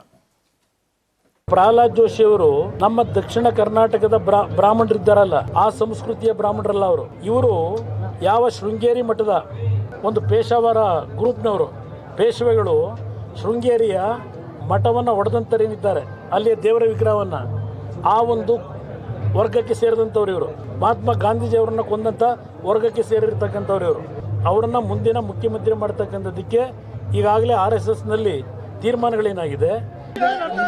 ಮಾಧ್ಯಮದಲ್ಲಿ ಒಂದು ಸೆಕ್ಷನ್ನಲ್ಲಿ ನಾನು ಹೇಳಿದಂಥದ್ದನ್ನು ಅರ್ಥ ಮಾಡ್ಕೊಳ್ಳದೆ ಅದನ್ನು ಬೇರೆ ರೀತಿ ಪ್ರೆಡಿಕ್ಟ್ ಮಾಡಿ ತಪ್ಪಾಗಿ ಅದಕ್ಕೆ ಯಾವ ಚರ್ಚೆ ಮಾಡಲಿಕ್ಕೆ ಅಲ್ಪಸಂಖ್ಯಾತರಿದ್ದಾರೆ, ಆದ್ದರಿಂದ ಏನ್ ಮಾಡ್ತಾರೆ ಈ ಚಿಲ್ಲರ ರಾಜಕಾರಣ ಮಾಡ್ತಾರಲ್ಲ. ಕುಮಾರಸ್ವಾಮಿ ಅವ್ರ ತೀರ್ಮಾನನ ಅಥವಾ ಇವರೇನಾದ್ರೂ ಶಾಸ್ತ್ರಗಿಸ್ತ್ರ ಹೇಳ್ತಾರ?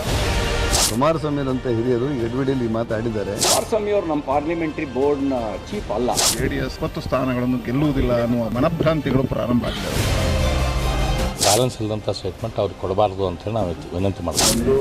ನಮ್ಮ ಪಕ್ಷದ ಬಗ್ಗೆ ಚಿಂತೆ ಮಾಡುವಂಥ ಅವಶ್ಯಕತೆ ಇಲ್ಲ.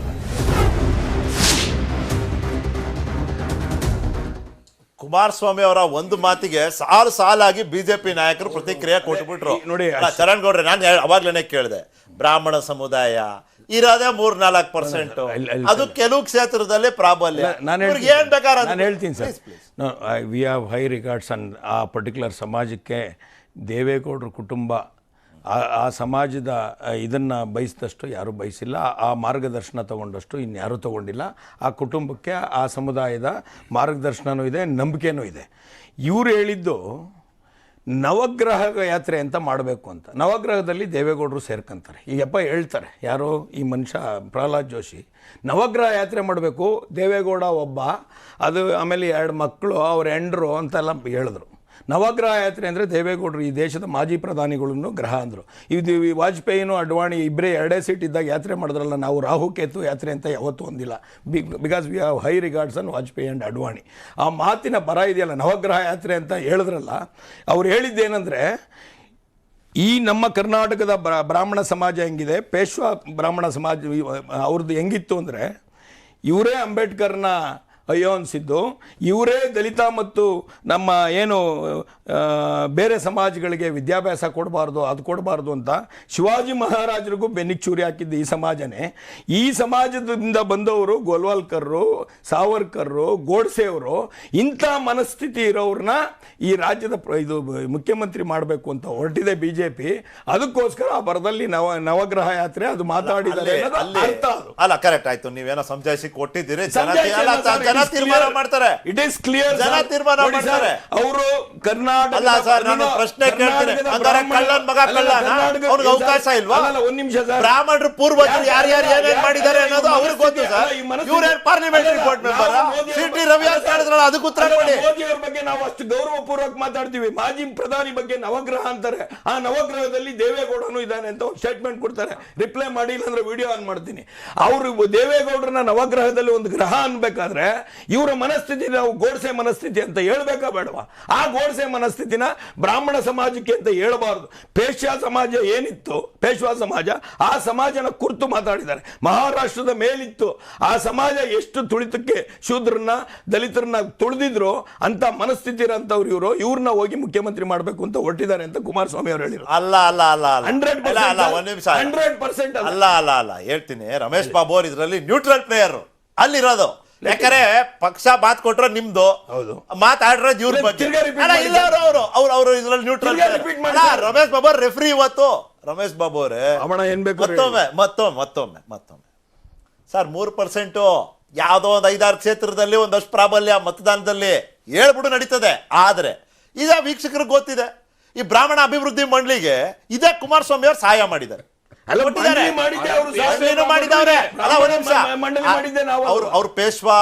ಅವ್ರ ಪೇಶ್ವಾ ಅವರ ಇವರಲ್ಲ ತಾನೆ, ಪ್ರಾಜಿನಿ ಅಲ್ಲ ಅವರು. ಯಾರು ನೀವು ಬ್ರಾಹ್ಮಣ ಮಂಡಳಿಗೆ ಸರ್ ಅವರು ಕೋಟ್ ಮಾಡೋದು ಏನ್ ಹೇಳ್ತಾರೆ?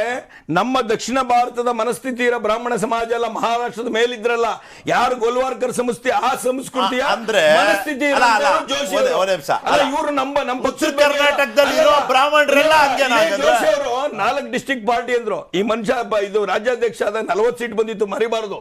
40 ಸೀಟು. ಯಡಿಯೂರಪ್ಪ ಅವ್ರು ಬಂದ್ಮೇಲೆ 104 ಸೀಟ್ ಮಾಡಿದ್ದಾರೆ. ಇವ್ರದ್ದು ಪ್ರಯೋಗ ಇದೆ. ಇವ್ರೇನ್ ದೊಡ್ಡ ಹರಿಶ್ಚಂದ್ರರು ಅಥವಾ ಅಲ್ಲ, ಅದು ಓಕೆ ಅಲ್ಲ, ನೀವು ವೈಯಕ್ತಿಕವಾಗಿ ಏನಾದ್ರು ಮಾತಾಡ್ಕೊಳ್ಳಿ, ಬಟ್ ಒಂದು ಸಾರ್ವಜನಿಕವಾಗಿ ಮಾತಾಡ್ಬೇಕಾದ್ರೆ ಈ ರೀತಿ ಸಮುದಾಯನೇ ಈ ಸ್ಟೇಟ್ಮೆಂಟ್ ಕೊಡ್ಬೇಕಾದ್ರೆ ಪ್ರೀವಿಯಸ್ ಸ್ಟೇಟ್ಮೆಂಟ್ ಮಾಡಿ ಸರ್. ಈ ಲಾಜಿಕ್ ಹಿಂಗ ಅಲ್ಲ, ಈ ಲಾಜಿಕ್ ಹಿಂಗ ಅಂತ ಇವಾಗ ಪ್ರಧಾನಿ ಮೋದಿ ಬಂದ್ಬಿಡ್ತಾರೆ, ಬಿಜೆಪಿಗೆ ಏನಾದ್ರು ಪ್ಲಸ್ ಆಗ್ಬಿಟ್ರೆ ಬ್ರಾಹ್ಮಣನ್ ಕೂರಿಸ್ಬಿಡ್ತಾರೆ. ನೋಡಿ ಸರ್, ಲಿಂಗಾಯತರು ಒಕ್ಕಲಿಗರು ಇದನ್ನ ಆಗಕ್ ಬಿಡಬಾರ್ದು, ಹಿಂದುಳಿದವರು ದಲಿತರು ಇದನ್ನ ಆಗಕ್ ಬಿಡಬಾರ್ದು. ಹಂಗಾಗಿ ನೀವು ಸೀದಾ ಕೇಳಿ ಅಪ್ಪ, ಬ್ರಾಹ್ಮಣನ್ ಭೂತ ಇವರು ಇನ್ನೊಂದು ನವಗ್ರಹ ಯಾತ್ರೆ ಅಂತ ಕೋಟ್ ಮಾಡೋದು ನೀವು ತೋರಿಸ್ತಾ ಇಲ್ಲ. This man is got that ಆ ವಿಕೃತ ಮನಸ್ಸಿದೆ ಸರ್. ವಿಕೃತ ಮನಸ್ಸಿಗೆ ಟೀಕೆ ಮಾಡಿ ಸರ್.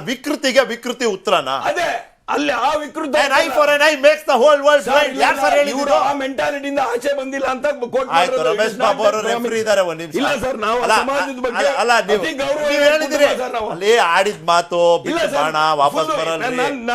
ನಿಮಿಷ ಆಯ್ತು ತೋರಿಸ್ತೀನಿ, ನೀವು ತೋರಿಸಿರಂತೆ.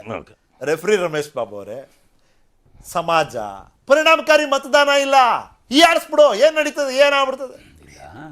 ಅದು ತಪ್ಪು. ಸಾಂದರ್ಭಿಕವಾಗಿ ಅವರು ಪಂಚರತ್ನ ಯಾತ್ರೆ ಬಗ್ಗೆ ಟೀಕೆ ಮಾಡಬೇಕಾದ್ರೆ ನವಗ್ರಹನ ಪದ ಬಳಕೆ ಮಾಡಿದ್ದು ಸತ್ಯ. ಹೌದು.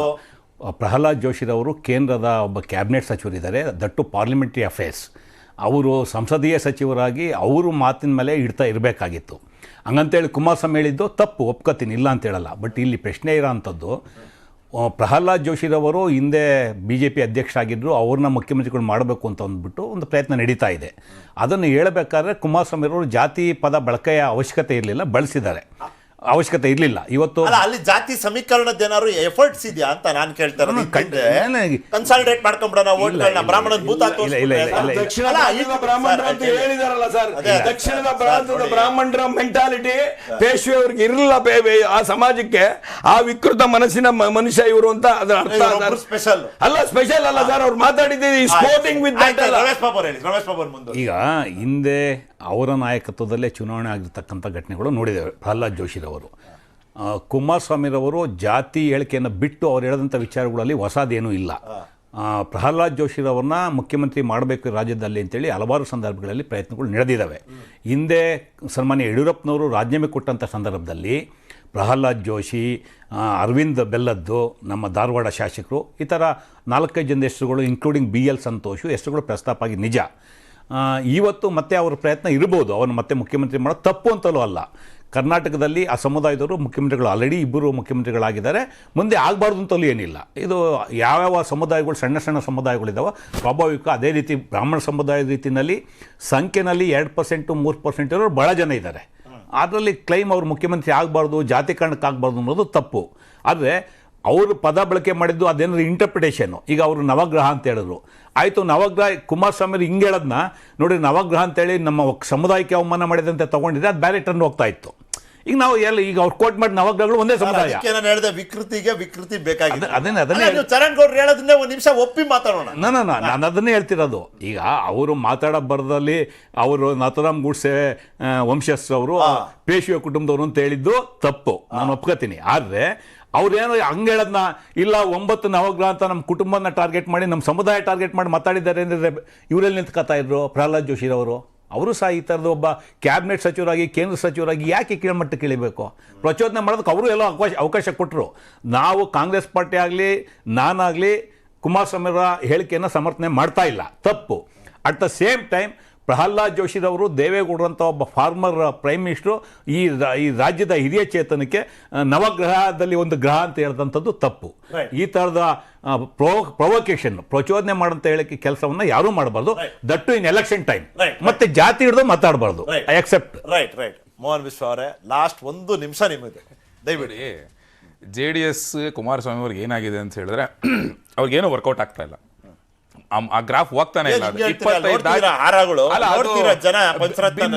ಬಳೆ ಆಮೇಲೆ ದುಡ್ಡು ಎಲ್ಲ ಕೊಟ್ಟು ಕರೆಸ್ತಾರದು. ಅದು ಏನ್ ಮಾಡಕ್ಕಾಗಲ್ಲ, ಅದೇನು ಹೊಸದಲ್ಲ ಅದು, ಆಯ್ತಾ? ಅಲ್ಲಿ ಏನು ವರ್ಕೌಟ್ ಆಗ್ತಾ ಇಲ್ಲ. 25 ಸೀಟ್ ಮೇಲೆ ಹೋಗ್ತಾನೆ ಇಲ್ಲ. ಅದು ಅವ್ರಿಗೆ ಏನ್ ಮಾಡೋದು ಗೊತ್ತಾಗ್ತಾ ಇಲ್ಲ. ಆಮೇಲೆ ಅಭಿವೃದ್ಧಿ ಅಂತ ಹೇಳ್ಕೊಳಕ್ ಏನಿದೆ? You tell me. ಕುಮಾರಸ್ವಾಮಿ ಏನ್ ಮಾಡಿದ್ದಾರೆ ಜನಗಳಿಗೆ? ನಾವೇ ಮನ್ನಾ ಮಾಡಿರೋದು. ಅಲ್ಲ, 25,000 ಕೋಟಿ ಸಾಲ ನಾವೇ ಮನ್ನಾ ಮಾಡಿರೋದು. ಮಾತಾಡಿಲ್ಲ, ಏನಿದೆ ಅನ್ಬೇಕಾದ್ರೆ ನಾವ್ ಹೇಳ್ಬೇಕು. ಏನೂ ಇಲ್ಲ.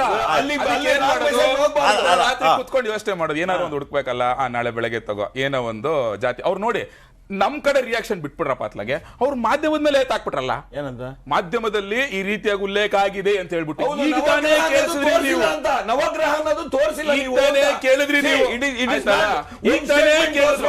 ಫಸ್ಟ್ ಟೈಮ್ ಅಲ್ಲ ಇದು, ಮುಂಚೆಯಿಂದನೂ ಅಷ್ಟೇ. ಆಮೇಲೆ ಬಂದ್ಬಿಟ್ಟು ನಾನು ಹಂಗೆ ಹೇಳೇ ಇಲ್ಲ, ನೀವು ತಪ್ಪರ್ಥ ಮಾಡ್ಕೊಂಡ್ಬಿಟ್ಟು. ಅದ್ಯಾವ್ದೋ ಒಂದು ರೈತ ಮಹಿಳೆ ವಿಚಾರದ ವಿಷಯ, ನೀನೆಲ್ಲಮ್ಮ ಮಲಗಿದೆ ಎಷ್ಟು ದಿವಸ ಅಂತ ಕೇಳಿದ್ರು.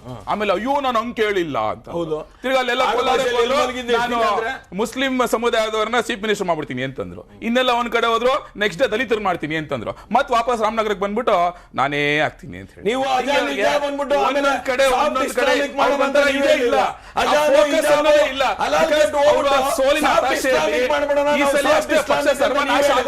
ಅವ್ರಿಗೆ ಗೊತ್ತದು, ಇನ್ನು ಉಳಿದಿರೋದು 20-25 ಸೀಟ್ ಬಂದ್ರೆ ಹೆಚ್ಚು ಸಲ. ಅವರು ಫರ್ಗೆಟ್ ಅಬೌಟ್ ಬ್ರಾಹ್ಮಣರಿಗೆ ಸಿಎಂ ನಮ್ಮಲ್ಲಿ ಕೊಡೋದು, ಅವ್ರ ಕುಟುಂಬದಿಂದ ಆಚೆ ಅವ್ರಿಗೆ ಫಸ್ಟ್ MLA ಟಿಕೆಟ್ ಕೊಡ್ಲಪ್ಪ, ಬಿಡ್ಲಿ. ಅವ್ರ ಕುಟುಂಬದಿಂದ ಆಚೆ 8 ಜನ ಡೈನಿಂಗ್ ಟೇಬಲ್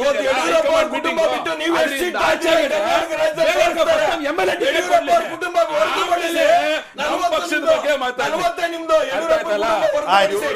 ಹತಾಶ ಮನೋಭಾವದಿಂದ ಜನ ತಿರಸ್ಕಾರ ಗ್ರಾಫ್ ಇಲ್ಲಿ ಏನಾಯ್ತು, ಈ ಆಚಾರವಿಲ್ಲದ ನಾಲಿಗೆ ಎಲುಬಿಲ್ಲದ ಎಲೆಕ್ಷನ್ ಅನ್ನೋದು ಮತ್ತೊಮ್ಮೆ ನಮ್ ಮುಂದೆ ಬಂತಷ್ಟೇ. ನಾನು ನನ್ನ ವೀಕ್ಷಕರು ಕೂತ್ಕೊಂಡು ನೋಡ್ಬೇಕು ಇದನ್ನ. ಇಲ್ಲ ಸರ್, ಇದರಲ್ಲಿ ಆಕ್ಷನ್ ರಿಯಾಕ್ಷನ್ ಎರಡು ತೋರಿಸ್ಬೇಕು. ಅಲ್ಲ, ಆಕ್ಷನ್ ರಿಯಾಕ್ಷನ್ ಅಂತ ನೀವೇನ್ ಹೇಳ್ತಿದ್ದೀರಿ? ಬಿಜೆಪಿ ಅವ್ರಕಿನ್ನ ಚೆನ್ನಾಗಿ ಅದು ಯಾರಿಗೂ ಗೊತ್ತಿಲ್ಲ, ಯಾಕಂದ್ರೆ ಅವ್ರು CM ಹೇಳೋರೆ. ಹೌದು, ಎವ್ರಿ ಆಕ್ಷನ್ ಆಸ್ ರಿಯಾಕ್ಷನ್ ಅಂತ ಮಂಗಳೂರಿನಲ್ಲಿ ಹೇಳೋರೆ. ಅದಕ್ಕೆ ಹೇಳಿದ್ದು. ಅಲ್ಲ, ನವಗ್ರಹನ ತೋರಿಸಿದೀವಿ. ಅಲ್ಲ ಚರಣ್ ಗೌಡ್ರೆ ನೋಡಿ, ಅನುಭವಿ ರಾಜಕೀಯ ಪಕ್ಷ JDS. ಸರ್ ನೀವು ನೋಡಿ, ರಮೇಶ್ ಬಾಬು ಅವರು ಏನ್ ಹೇಳಿದ್ರು ಕರೆಕ್ಟ್ ಹೇಳಿದ್ರು. ಏನಂದ್ರು? ಮೋದಿ ಅವರಿಗೆ ಹೇಳೋದಕ್ಕೆ ಹತ್ತು ದಾರಿ ಇತ್ತು. ನವಗ್ರಹ ಆದಾಗ ಜನರಿಗೆ ರಿಮೈಂಡ್ ಮಾಡ್ಬೇಕಾಗಿತ್ತು, ರೆಸ್ಪೆಕ್ಟ್ ಕೊಡೋದು ಅವ್ರ ಸಂಸ್ಕೃತಿ ಅಲ್ವಾ ಸರ್, ಕೊಡ್ಬೇಕಾಗಿತ್ತು. ಅಲ್ಲ, ಆ ರೆಸ್ಪೆಕ್ಟ್ ಕೊಡದೇ ಇದ್ದಾಗ ರೆಸ್ಪೆಕ್ಟ್ಫುಲ್ ಆಗಿ ನೀವು ರಿಟಾರ್ಟ್ ಮಾಡ್ಬೇಕಾಗಿತ್ತು. ನೀವು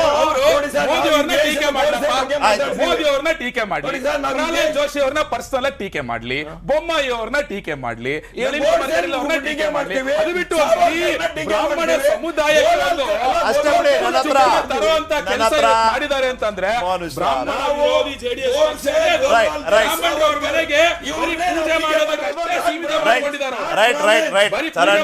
ಚರಣ್ ಗೌಡ್ರೆ ಧನ್ಯವಾದ ನಿಮ್ ಸಮಯಕ್ಕೆ, ನೀವು ಹೇಳಿದ್ದೀರಿ. ರಮೇಶ್ ಬಾಬು ಅವರೇ thank you for your time. Mohan Vishwa ಅವರೇ ಧನ್ಯವಾದ ನಿಮ್ಮ ಸಮಯಕ್ಕಾಗಿ. ಮೋದಿ ಮ್ಯಾಜಿಕ್, HDK ಲಾಜಿಕ್, ಇದಾಗಿತ್ತು ಇವತ್ತಿನ ಚರ್ಚೆ. To the point. ನೋಡ್ತೀರಿ ನ್ಯೂಸ್ 18, ಜಾಲ ನಮ್ಮದು, ಬಲ ನಿಮ್ಮದು.